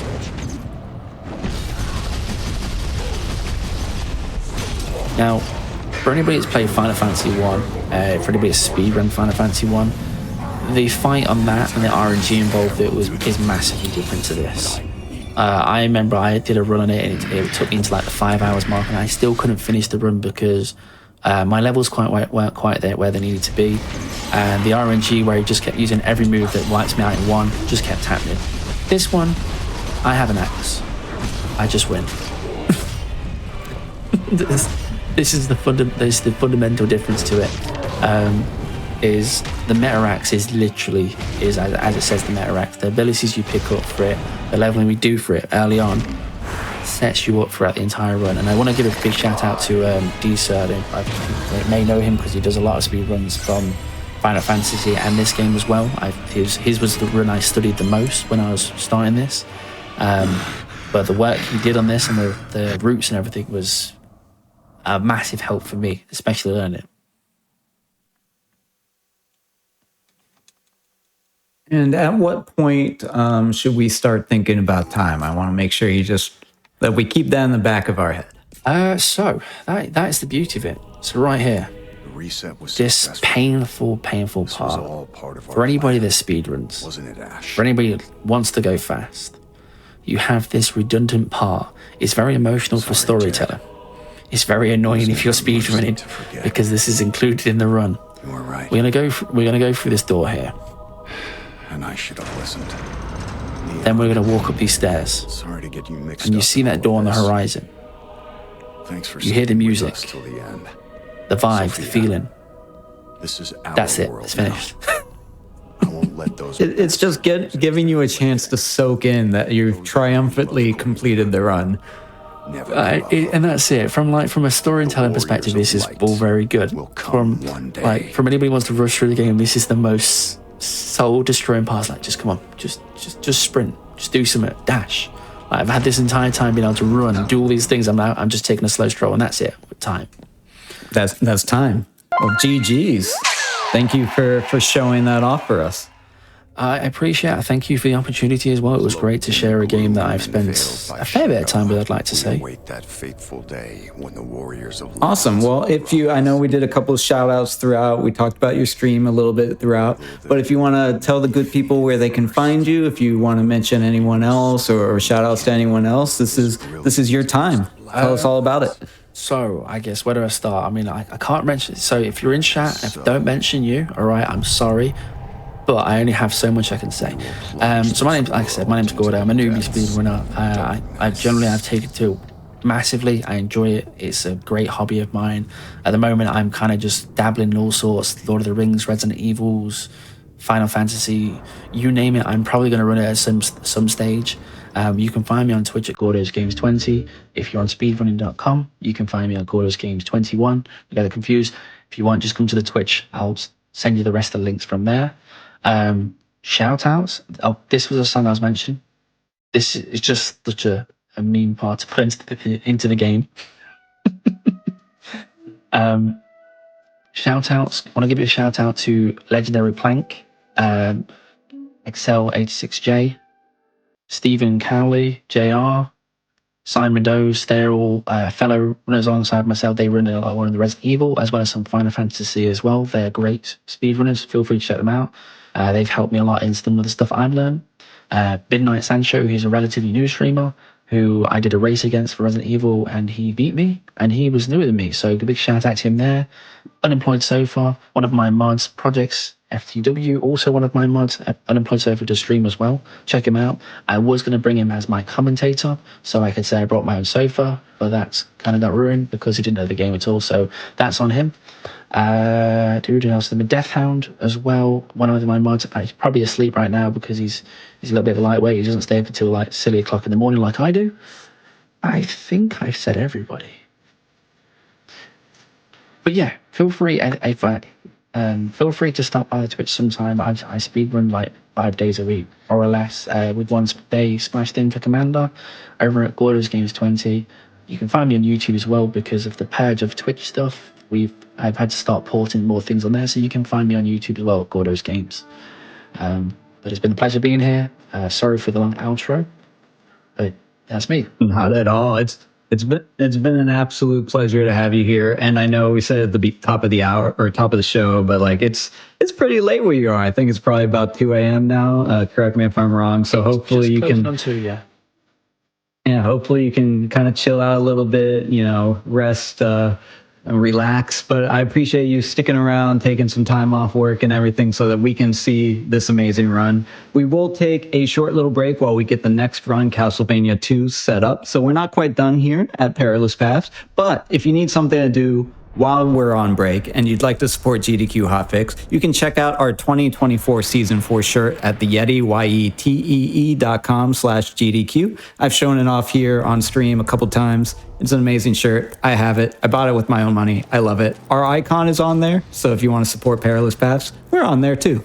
But we'll be back in a few minutes. Check that out while we're gone, and stay tuned.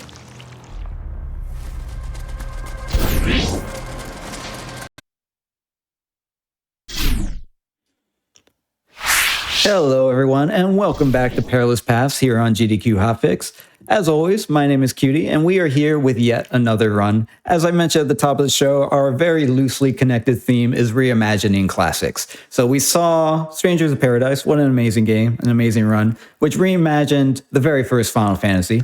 Castlevania II did that in a little bit of a different way right after the original Castlevania and added in a lot of new ideas and things that have been played around with throughout the series. So I'm super excited to check out this run. And we've got an amazing guy who has done, I think, literally thousands of runs of this game. I can't wait to see what he's going to show us. So J. Derek, how are you doing today?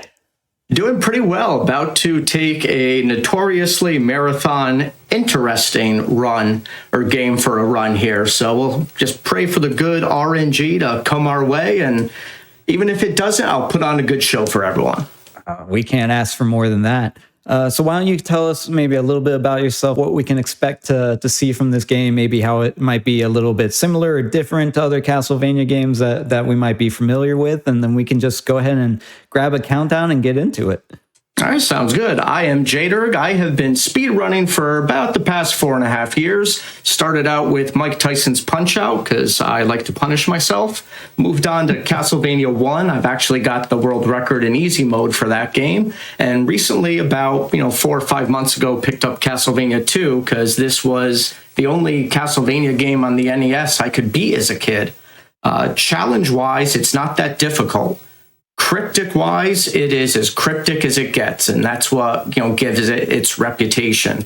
But tonight, I'm going to show a bunch of cool little tricks that we can do in this game. We'll hopefully see Simon falling through a bunch of floors, because if you get subpixels at certain values, you will see Simon ignore collision detection and fall right through a floor. And the best one happens at the end, so hopefully we'll get that quad drop. But at the start here, we're going to be going for 13 heart drops out of the lizard men so that we can buy the items we need to start.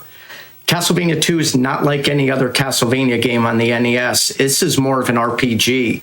You have to collect hearts for currency to buy goods to complete your task. Not like Castlevania 1 and 3, where you just have to avoid Medusa heads knocking you into pits. Awesome. And when we get to it, or whenever, we might need to explain the concept of subpixels to the audience, given the generation that we're in. Sure. Basically, the gist of it is the NES can't do fancy calculations that have partial digits. So when it's doing all these calculations and has leftover items, they're basically called the subpixels. That's the oversimplification. And if you can get your subpixel in a certain spot, and this is accomplished by bonking your head, jumping up and down, doing weird shenanigans, you'll be able to do the floor drop. And lots of very smart people in the community have figured out the 3 subpixel values that allow a floor drop and how we can do them. Awesome. Well, I'm sure we're going to definitely see those throughout the run. So if you're good to go and you want to give us a 3, 2, 1, we can get into it. Sure. So right as soon as I hit start, it'll be about a 5-second countdown, and then we will be ready to go as soon as we see the screen load. So I'm going to hit start and count down. 5, 4, 3, 2, 1, we're off. Good luck, have fun. So the first thing, I'm going to drop through this floor and go left. I need 13 drops, that's 1. Lucky number 13.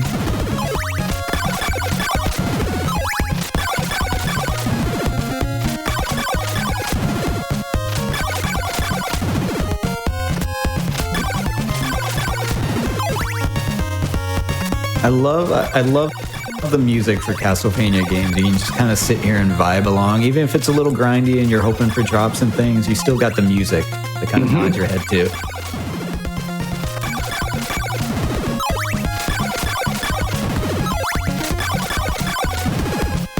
And so is this a heavy reset point normally in the runs? Yeah. Because it's a 50-50 chance the enemies will give you a heart. They don't always do it, but this is marathon friendly and they gave us all the hearts we needed. So now I can go into town and buy the white crystal and the holy water, because they start you out with 50 hearts and you need 100 to buy both of these items. So buy the white crystal from this guy, and then go in here before nightfall to grab the holy water.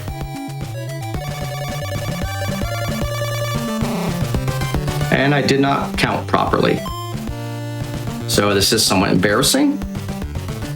So this is a worst case scenario, and now I'm gonna wait around in here a little bit and wait for nightfall because I did not grind enough hearts. That's an oops. Oh, the classic, what a horrible night. Yep. So now I will hang out around here and just beat up on these zombies all night long. Because unfortunately in Castlevania II, you cannot buy things at night. We'll blame it on me. I'm very distracting. You might have heard I slapped my desk earlier tonight, so you never know what's going to happen. So yeah, this game introduced day-night cycles where at night the shops are closed, all the people go inside, enemies have twice as much health, and they give you twice as many hearts. Now at night, zombies will inhabit the towns, and this will allow us to get hearts during night. Had I counted right and stuck around and got one additional heart, I would be doing this night grind in the town of Veros where I get the chain whip. But because so we're doing this, we're just doing this earlier than usual. Exactly. But we're not really okay. Yeah, we're getting the homework out of the way. If I'm fortunate, I'll be able to get my blue crystal before nightfall, but we might have to do another set of grinding shortly after this. Not a big deal. Now, in terms of a PB chance, this completely kills that. Yeah, the early part of this game is heavy for resets. If you don't get those 13 hearts, you reset. If you get your 13 hearts, but you don't get enough hearts in the zombie grind of Veros, you reset. If you get all the hearts, but then the overworld after that doesn't drop any more hearts for you, you reset.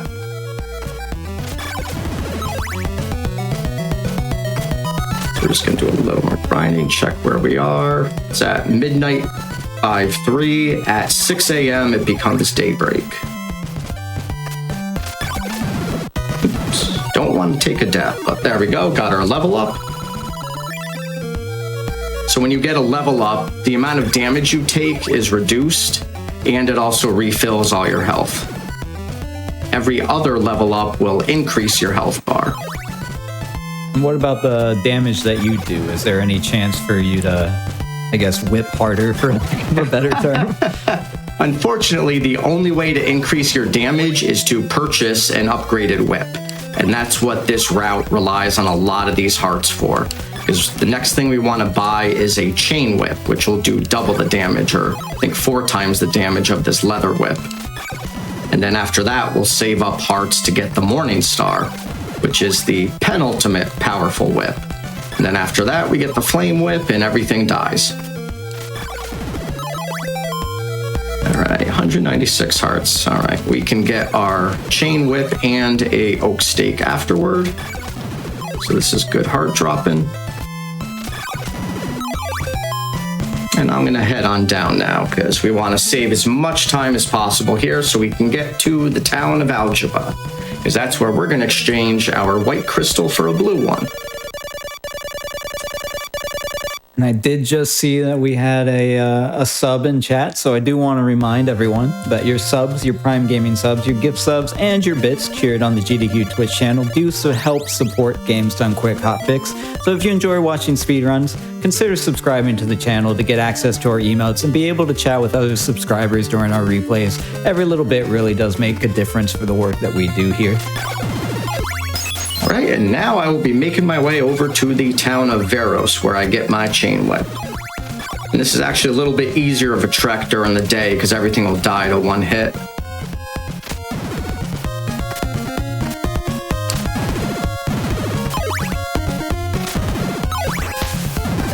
But yeah, classic music for this game. It's like every Castlevania game has amazing music. So you don't mind resetting. It's, oh, I have to listen to Bloody Tears a little more. What's the punishment? All right, there are a few games where, like, when I'm speedrunning, I'll put on Pandora or Spotify or something, and then there's a few games where I'm like, you know what? I'm just gonna enjoy the soundtrack. Absolutely. Perfect. All right, we needed to get that floor drop there. That one is actually a camera-based floor drop. So no matter what your subpixel is, you can get that drop as long as you execute it. And the floor drops are done by whipping on the very first frame that Simon begins to fall off a block that is 2 blocks high. Speaking of floor drops, we're going to hopefully get a couple quick ones in here. Chad is wondering if we're going to find any wall chickens. Unfortunately, not in this game. This is the only game where there is no wall meat. The only way you get your health is to lose a life and start a new life, to go to a church, or to level up. But now we have our chain whip and things will be dead much quicker.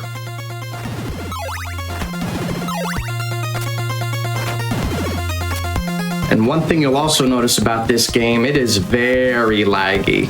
It was initially released on the Famicom Disk System, which has, oops, that's going to cost us. The Famicom Disk System had 2 kilobytes more RAM than the NES or Famicom did, and the programmers were able to use that to get a lot of sprites on screen. When they ported it here to the NES, yeah, the game slows down quite a bit.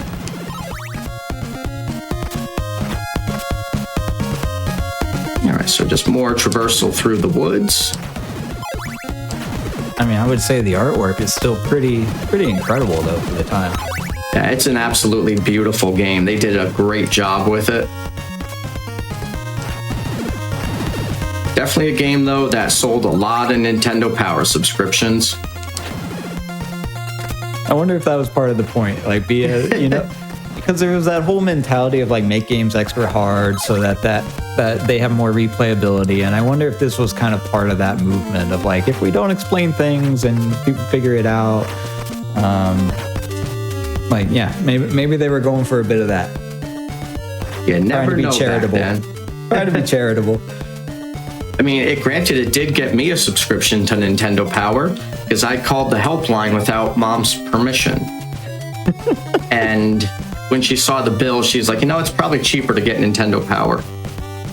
Now, for the Gen Zers and others, back in the day, when video games came out and you didn't know what to do, there was no internet. So we had magazines that had directions and walkthroughs, and we also had phone lines that you could call and you can pay tolls and give them your credit card information, and they might tell you what to do or how to find things.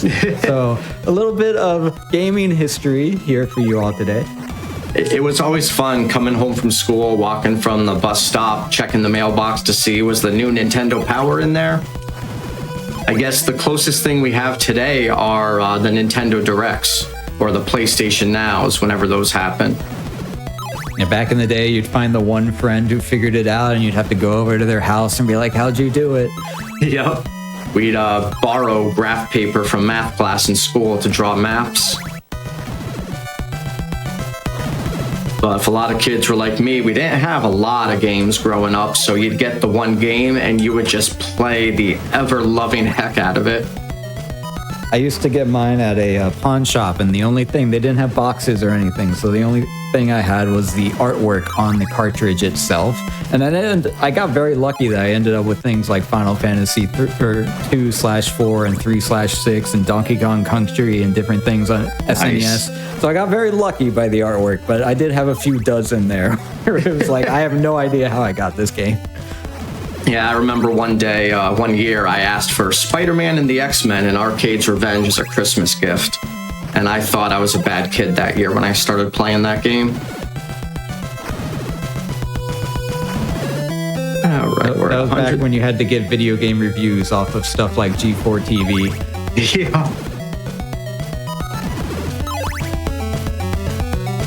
So yeah, this is unfortunate we have to do this grind here, but this is going to make sure we have enough hearts for the rest of the run. Because this particular category in Simon's Quest is really RNG dependent. You need to get these 50-50 heart drops frequently so that you can buy all the whips, all the oak steaks, etc. And it has to be consistent throughout the run because you're limited to 256 hearts maximum. So if you get like 500 hearts up front, which never happens, you're still capped at that 256. Good old 8-bit integer. The chat's going through the old nostalgia of different things. I appreciate it. I do also see the hype train in chat, so thank you all very much for your generosity there. Nice. Simon's Quest bringing up the hype. I mean, of course. Castlevania games are always great to watch. This is one of the first games I watched being played on Twitch. I remember seeing folks doing these floor drops, and it validated a glitch that happened to me as a kid that none of my friends believed. I was like, I was just whipping in the forest and Simon died. And I had done a floor drop as a kid and had no idea it was a tech. Yeah, that's the funny thing about how many times like glitches or bugs or things like are annoying to an average player, but then it becomes like the gold standard for a speedrunner. Exactly. So, all right, now we got the blue crystal and we can head on to Rover Mansion. Just get the sub-pixel right and drop through the floor. Now, my jumps and whips here are being done very specifically so I can keep my sub-pixel value at a good spot. Because if I miss this floor drop, I want to be able to have a second chance at it. Which I did. But because I kept my sub-pixel correct through all those jumps and whips, I had that really quick and easy second try at it. So now we move on to the mansion under the sea. Sounds like Little Mermaid. I thought you missed that jump. I was like, nah, he wouldn't do that. He doesn't miss.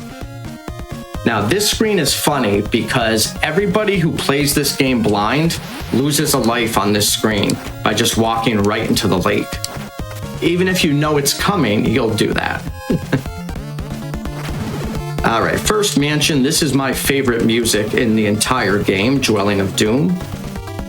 Let's notice the lag kicking in.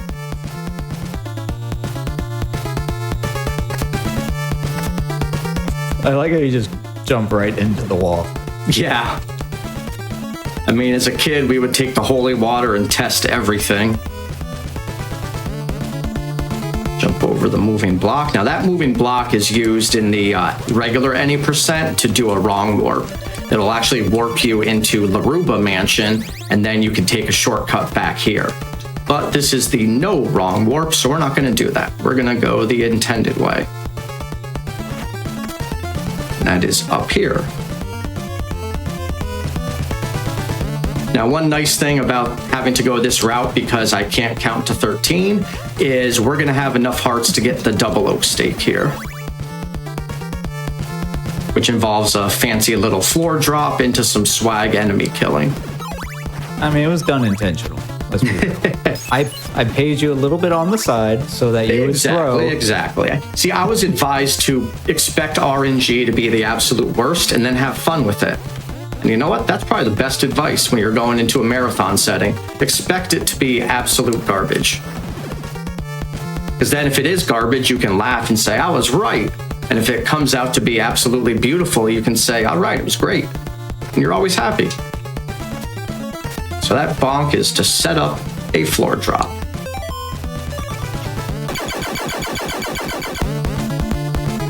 And now we have Dracula's Heart, which you could think that would count as like unlimited currency, but no.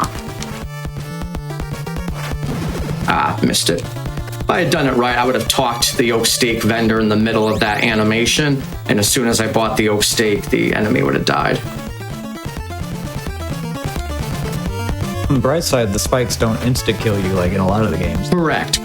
They're kind of nice to you.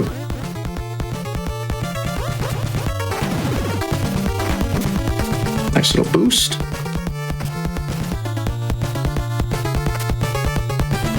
And so we're a good number of hearts away from getting a level up, but that will refill our health. And now a little swag jump.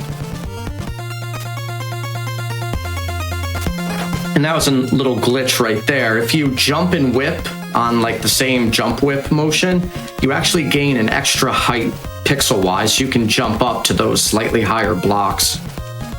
That's actually the basis of the blob boost, which is a RNG nightmare of a tech that I will not be doing here because that's a wrong warp. And now we make our way to Berkeley Mansion, the intended first mansion of the game.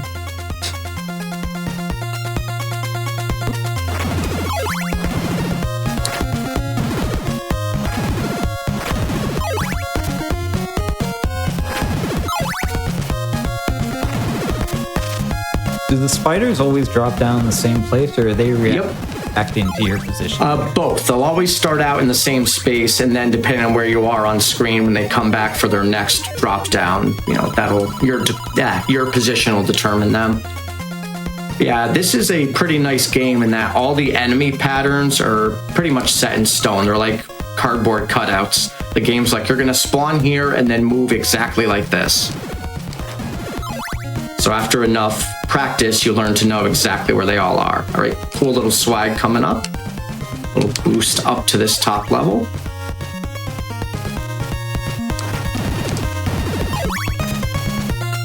And yeah, as you go through, just try to kill everything and take the hearts.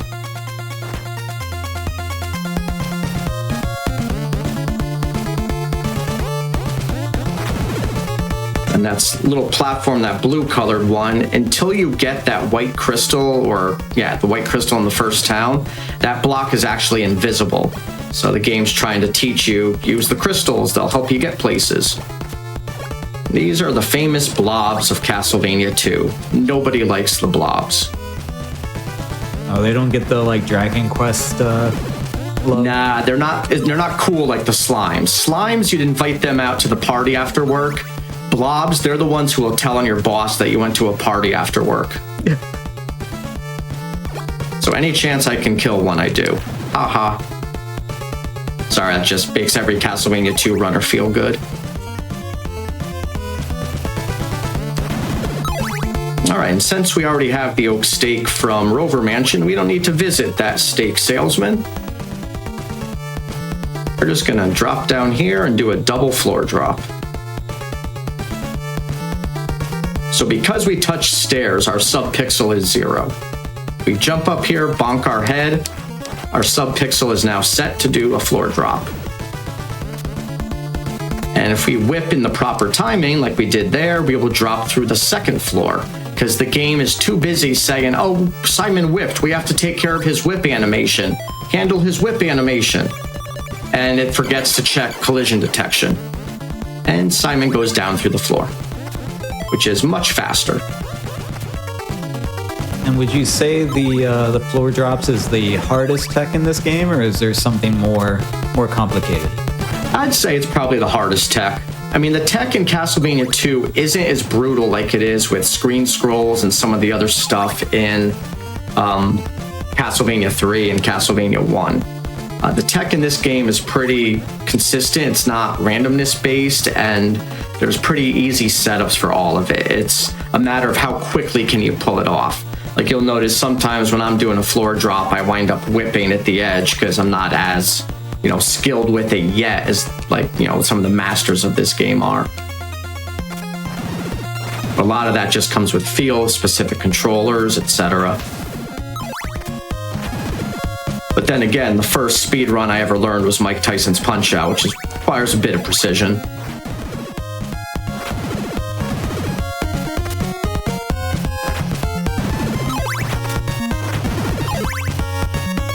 So now we're going to go all the way back to the starting town and to the west of there. Because we've got to go to the ferryman, who I like to call Peter Frampton, and you'll see why if you're of a certain age, based on what he says.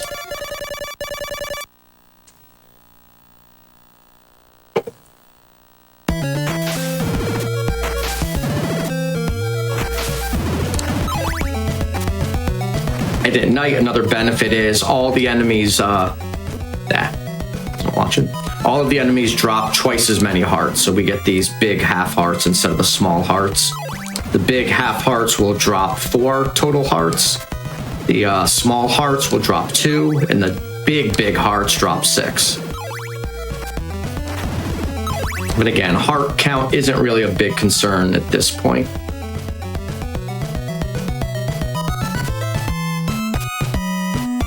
Good old Monster Dance, the nighttime theme. The soundtrack to Castlevania II isn't very extensive. There's only a small handful of songs, but they're all pretty dang good. Chad is saying that you're underselling the tricks, that they're near frame perfect or frame perfect, and that we could spend 20 minutes trying to replicate it and not be able to. So, you know, take a little credit for your hard work. Yeah. I think everybody can learn these. Like, I learned all of this tech from the community, the Castlevania II community, the Castlevania Speedrun community. They are all just amazing folks. And here's why it's Peter Frampton. He wants to show me the way every day. Did he just change color?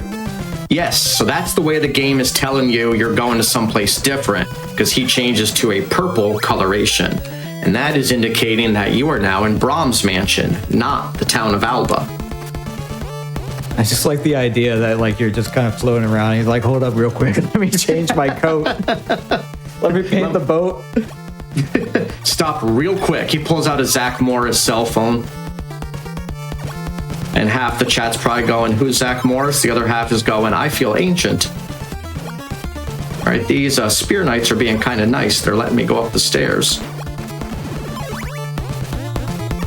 Now, the blobs in here are funny. They kind of do whatever they want. They are going to ignore blocks, just teleport around the place. But we're going to do some teleportation too, of sorts. Just going to jump over him. Pretty good on hearts. Let's double check. Oh yeah, we're maxed out on the hearts right now.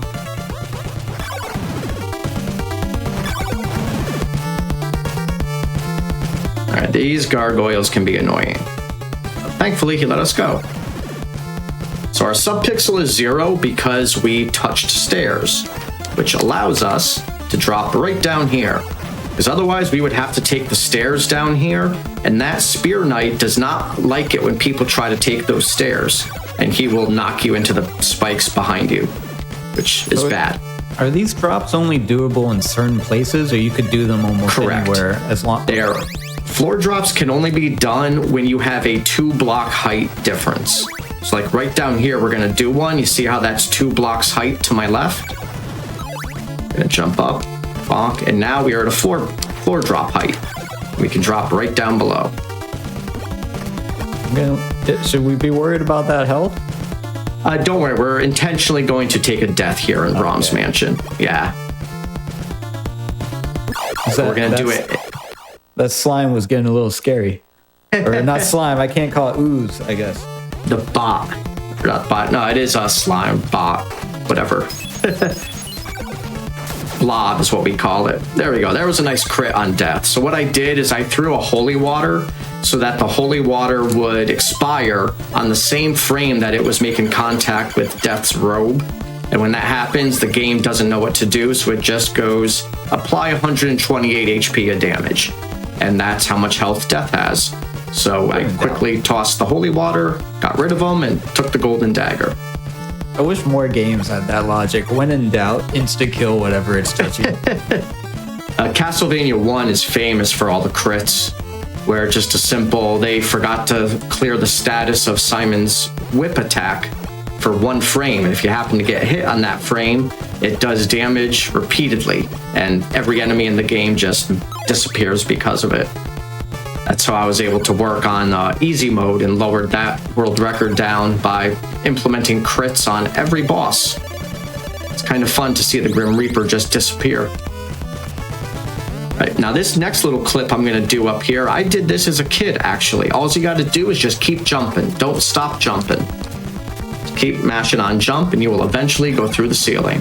And the reason that works is with this game will scroll vertically and horizontally as you're seeing.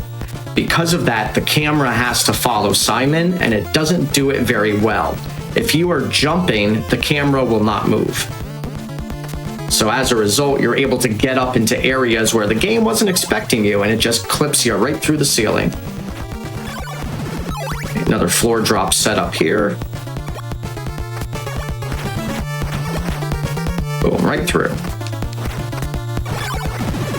And that was actually a pretty good Brahms Mansion.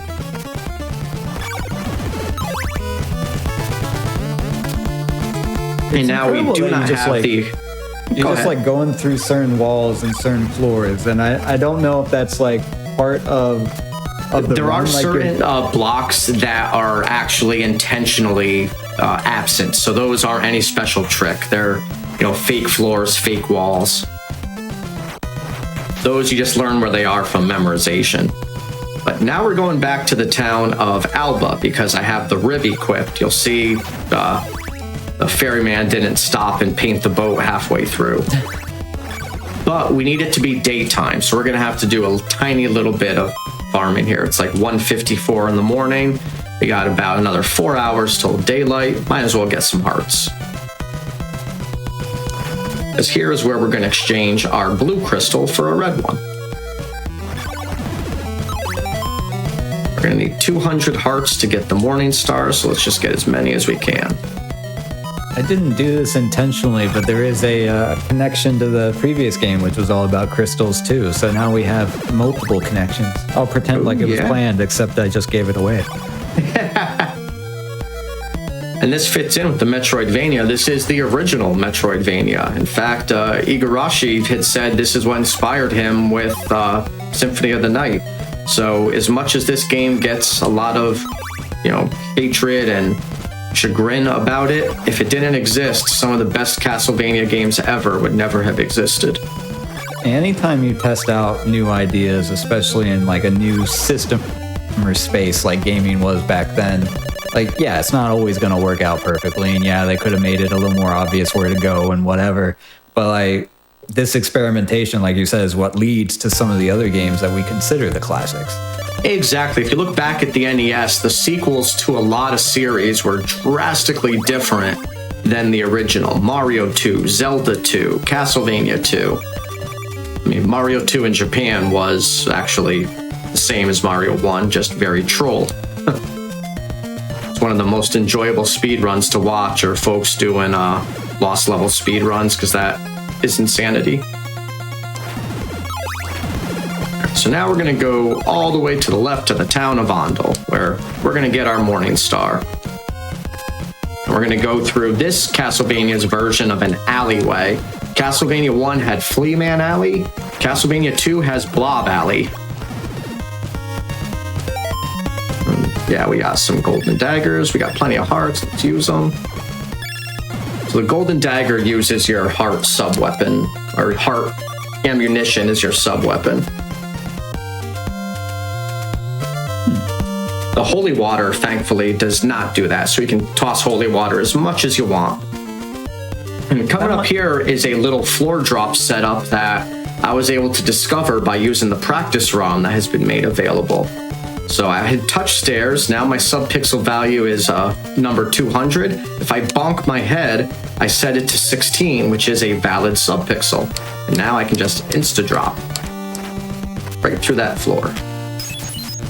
And I was looking for, you know, fancy ways to set up, do a 2-frame holy water toss. All you have to do is bonk your head in the door and it makes it free. And now I have the most powerful whip you can purchase in the game, and we're going to upgrade this to a flame whip shortly.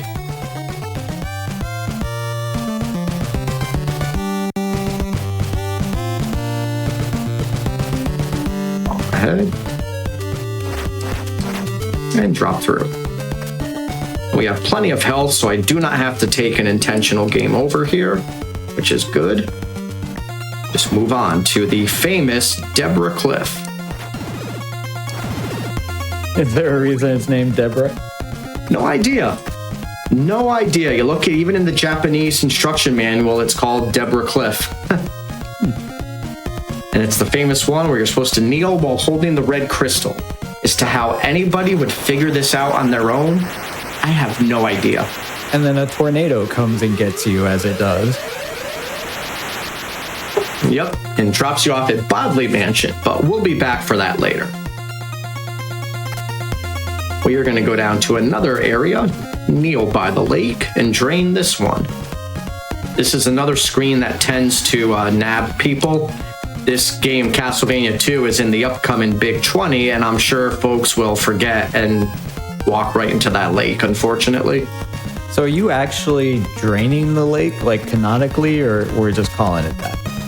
I guess canonically they say you do drain the lake, and looking underneath here you can kind of see all these grates and whatnot, so it would make sense.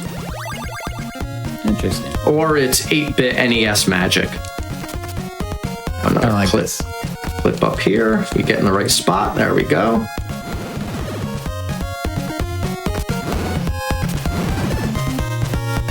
Now our way to Laruba Mansion. Last mansion in the game. Honestly, the tougher one, especially in the any percent category, because you don't have a flame whip in the any percent category. You have a chain whip, which means you need to use it a lot to kill the enemies.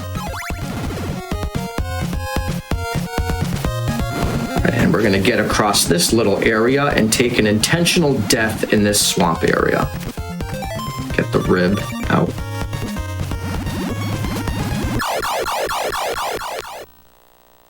Because now we have 1 life left and a full life bar, so we can get through this swamp. And we'll take an intentional game over on the way out of the mansion. Because if you were to die while inside the swamp, you don't respawn right where you died. You respawn at the beginning of this swamp area, so it costs a lot of time.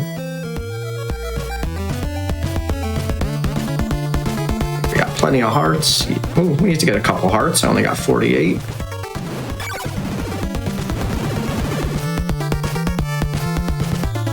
This mansion has a lot of lag because there's lots of enemies moving around, lots of sprites. Good, he did not hit me. Now is a bad time to take. Yeah, now is a bad time to take a death because the game punishes you with a game over by eliminating every heart that you have in your possession. And if you're grinding for something and you take that unfortunate game over, that can be a lot of time loss.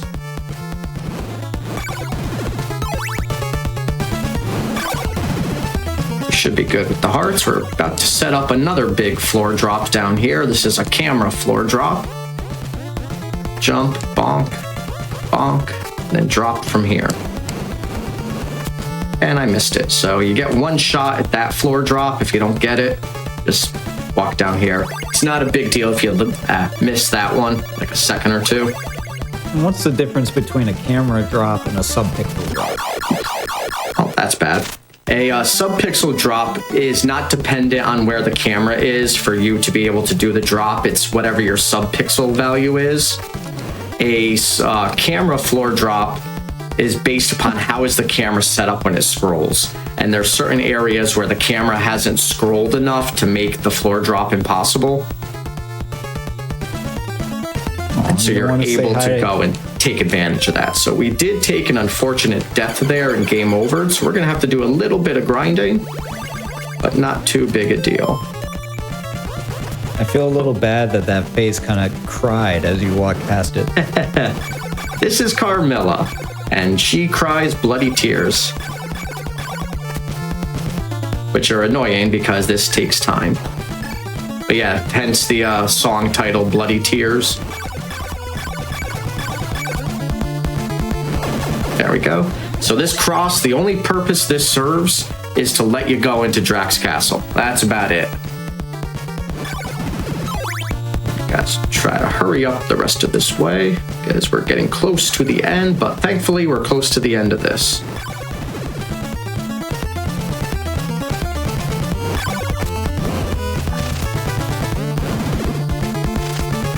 We need some hearts to drop because we need about 50. We got to get one more oak stake.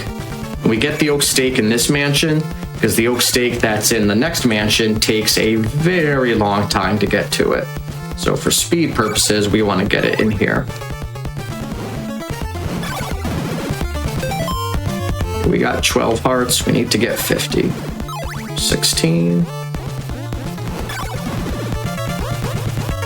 Well, as we're grinding for a little bit, I can let everyone know that they should check out GDQ's International Transgender Day of Visibility celebration, which is a weekend that will be highlighting transgender speedrunners on March 29th and 30th. You can use !trans visibility in Twitch chat for more information. It's a little tough to type, so I'll throw that down in chat for y'all. Definitely check that out if you get a chance. Very good cause. Absolutely. All right, we need 22 more, so 6 more drops. 1, 2, 3. Ha, ha, ha. I was about to make the joke. Because obviously Dracula's in this game, so like you got to, right? Of course, of course. You can count on it. So I can make everyone... I got that, by the way. I just need one more here. Well, you did hear about why Dracula got rid of his doctor, right? Dracula's doctor was trying to stop all this coughing. Okay, there we go. For some reason, I was thinking dentist, like teeth, like I was trying to figure it out. All right, now we are going to set up, do another floor drop here. And get our way out of this mansion. Oh, that was nice and quick.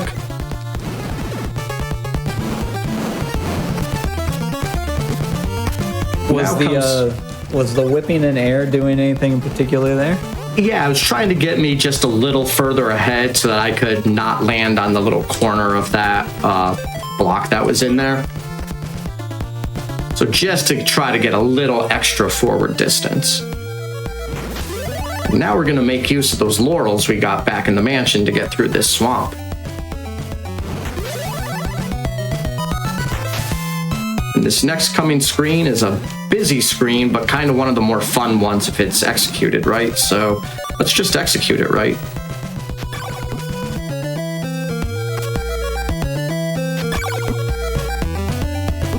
Nope.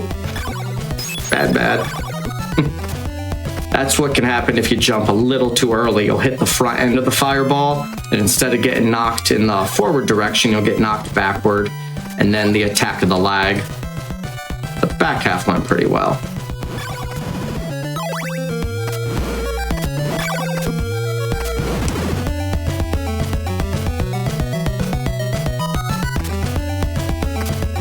Got a couple frames.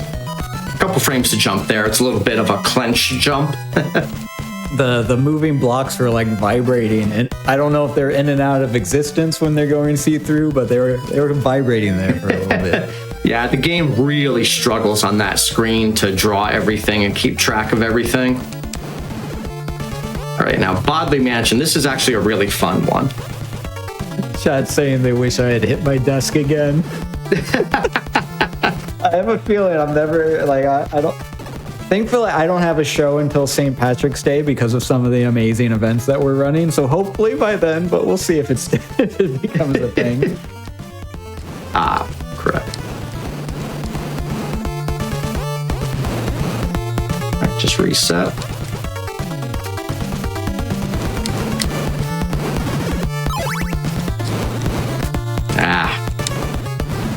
That one is a camera drop, so if you don't get it, you don't get another shot.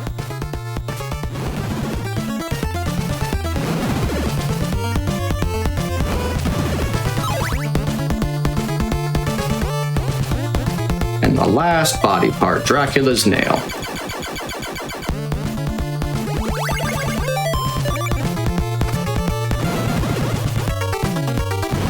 Now comes a quick fun trek out to Drax Castle. Like, Simon just literally melts everything that gets in his way.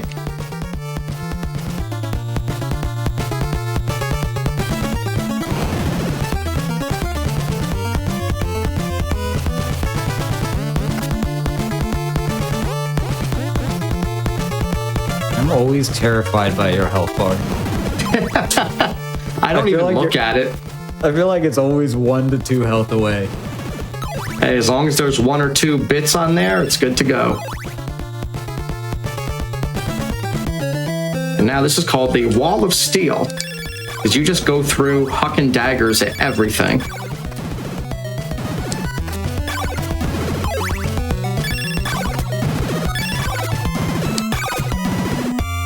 Chat's talking about the famous typo in the game. Oh, you now possess Dracula's goods. We're gonna take an intentional death just because that tiny bit of health would be annoying. It's quicker to die in water than it is on the ground. And that's true of other games in the series, right? Where there's, I think the Miserable Pile of Secrets was like a mistranslation that became famous. The translations in this game are pretty bad because it was rushed. I mean, this came out on the FDS in 1987, and it was already released in the US in 1988. So Konami was like, all right, Castlevania's good, let's get it out the door.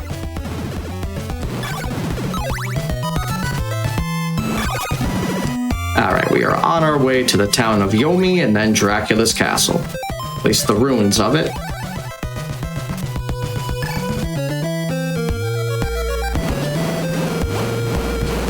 Processing is like possessing, but in a professional manner.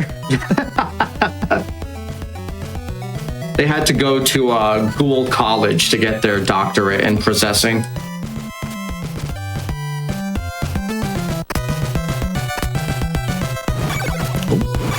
Classic bats. Yep, and they're jerks like they are in every game. And they're tanking the flame whip there. Except that guy. He's now no longer with us.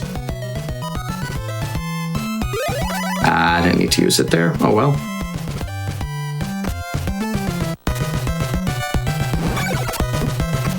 Take some damage boost to bring us forward. And we're gonna soon pass by the very last enemy in this game until we get to Dracula. Because they either ran out of time or ran out of desire to do any more work after they got this designed. Because here we go, finally Drax Castle, like 48 minutes in. And so his castle is just empty? Yep, just completely empty. It's supposed to be the ruins of Castlevania, like slightly after the original Castlevania game. And I hate the fact of how long this bridge is, because when you're on pace on a run, this entire bridge just gets your heart rate skyrocketing. And I don't remember the exact lore in the series. I know that there's plenty of people who are going to know this better, but the castle like takes the shape or the dreams of Dracula or something like that. And so maybe he's not very active right now. There's not a lot going on. He's kind of chilling. He's not expecting company. We're about to bring him back to life and then kill him again. As you do. Hi, bye. We only got a single floor drop. So I'll try the South Dresh triple backup.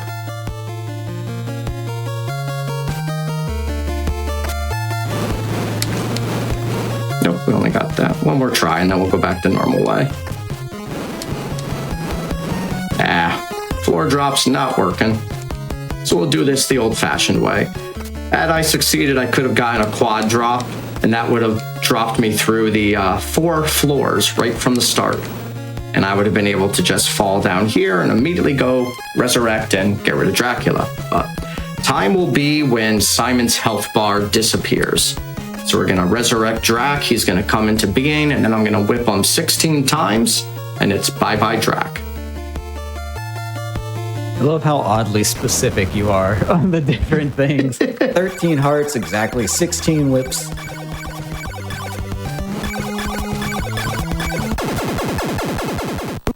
and time. GG's. Thank you very much. That is Simon's Quest, Castlevania II. I'm just waiting on the time to catch up. I think you might have been exact estimate. Nice. 44. What is this? 4459.8. Wow. Wow. Give or take a frame, I guess. That is, hey, you know what? You wanted me to give you an estimate. That was the perfect one. It's going to take a long time for a runner to get closer to estimate than that. That's going to be a running thing, I think, for the show. If anyone out there can beat 0.2 of a second, you let me know and we'll go for it. See, it's funny because my PB in this run is a 35:59.56 or something, just barely under that 36. And also, they assumed that we were the slowest readers on the planet. The one letter at a time. Yeah. Well, and what's kind of funny is this is the good ending, but it kind of is like the bad ending. When they did the programming of the endings in this game, they got it all mixed up a little bit. Well, thank you so much for showcasing that. If you have any shout outs you'd like to do, if you'd love to tell all the wonderful people out there where they can find you, find more of your content, any other, runs that you do, anything at all, now is some time for you. Oh, sure. Thank you. You can find me here on Twitch at JDurg, JDURG. I've got the same username on YouTube. And I also want to give a major shout out to Opry99er, who has a tutorial series for Castlevania II No Wrong Warp. It is fantastic. Taught me how to run this game and is really a fantastic tutorial. And also want to give a shout out to Sathdresh, who is a CV2 master and has helped me out with learning this game as well. The entire Castlevania community is just amazing. And definitely, if you want to pick up a good speed run, pick up a Castlevania game. I could not agree more with that. Well, thank you so much for spending your time with us, showcasing that. Always amazing to see. Everyone loves a classic Castlevania. But for us here at Perilous Paths, this is the end of our show, sadly. And as I mentioned, we will be off for a couple of weeks so that we can make room, space, and celebrate some of the amazing events that we have going on with Speed-Ons, with Frame Fatales, and the other events that we are doing. So we will be back, I believe, on St. Patrick's Day. I'm still working out an Irish theme for that episode. So if you have any ideas, let me know. But that is it for us. So I want to take a chance and an opportunity to thank all of our runners for joining us today. Gordo Games 20, of course, Jay Dirk, who you just heard from, and my production partner, Ray, for all of their hard work behind the scenes. I know you don't see it, but they put in an incredible amount of effort and keep everything running. So super appreciative of them. But don't go anywhere. Hotfix is not done for today, not by a long shot. We still have Hidden Heroes coming up with Anarchy. So stick around. After the break, we'll be back in a few minutes.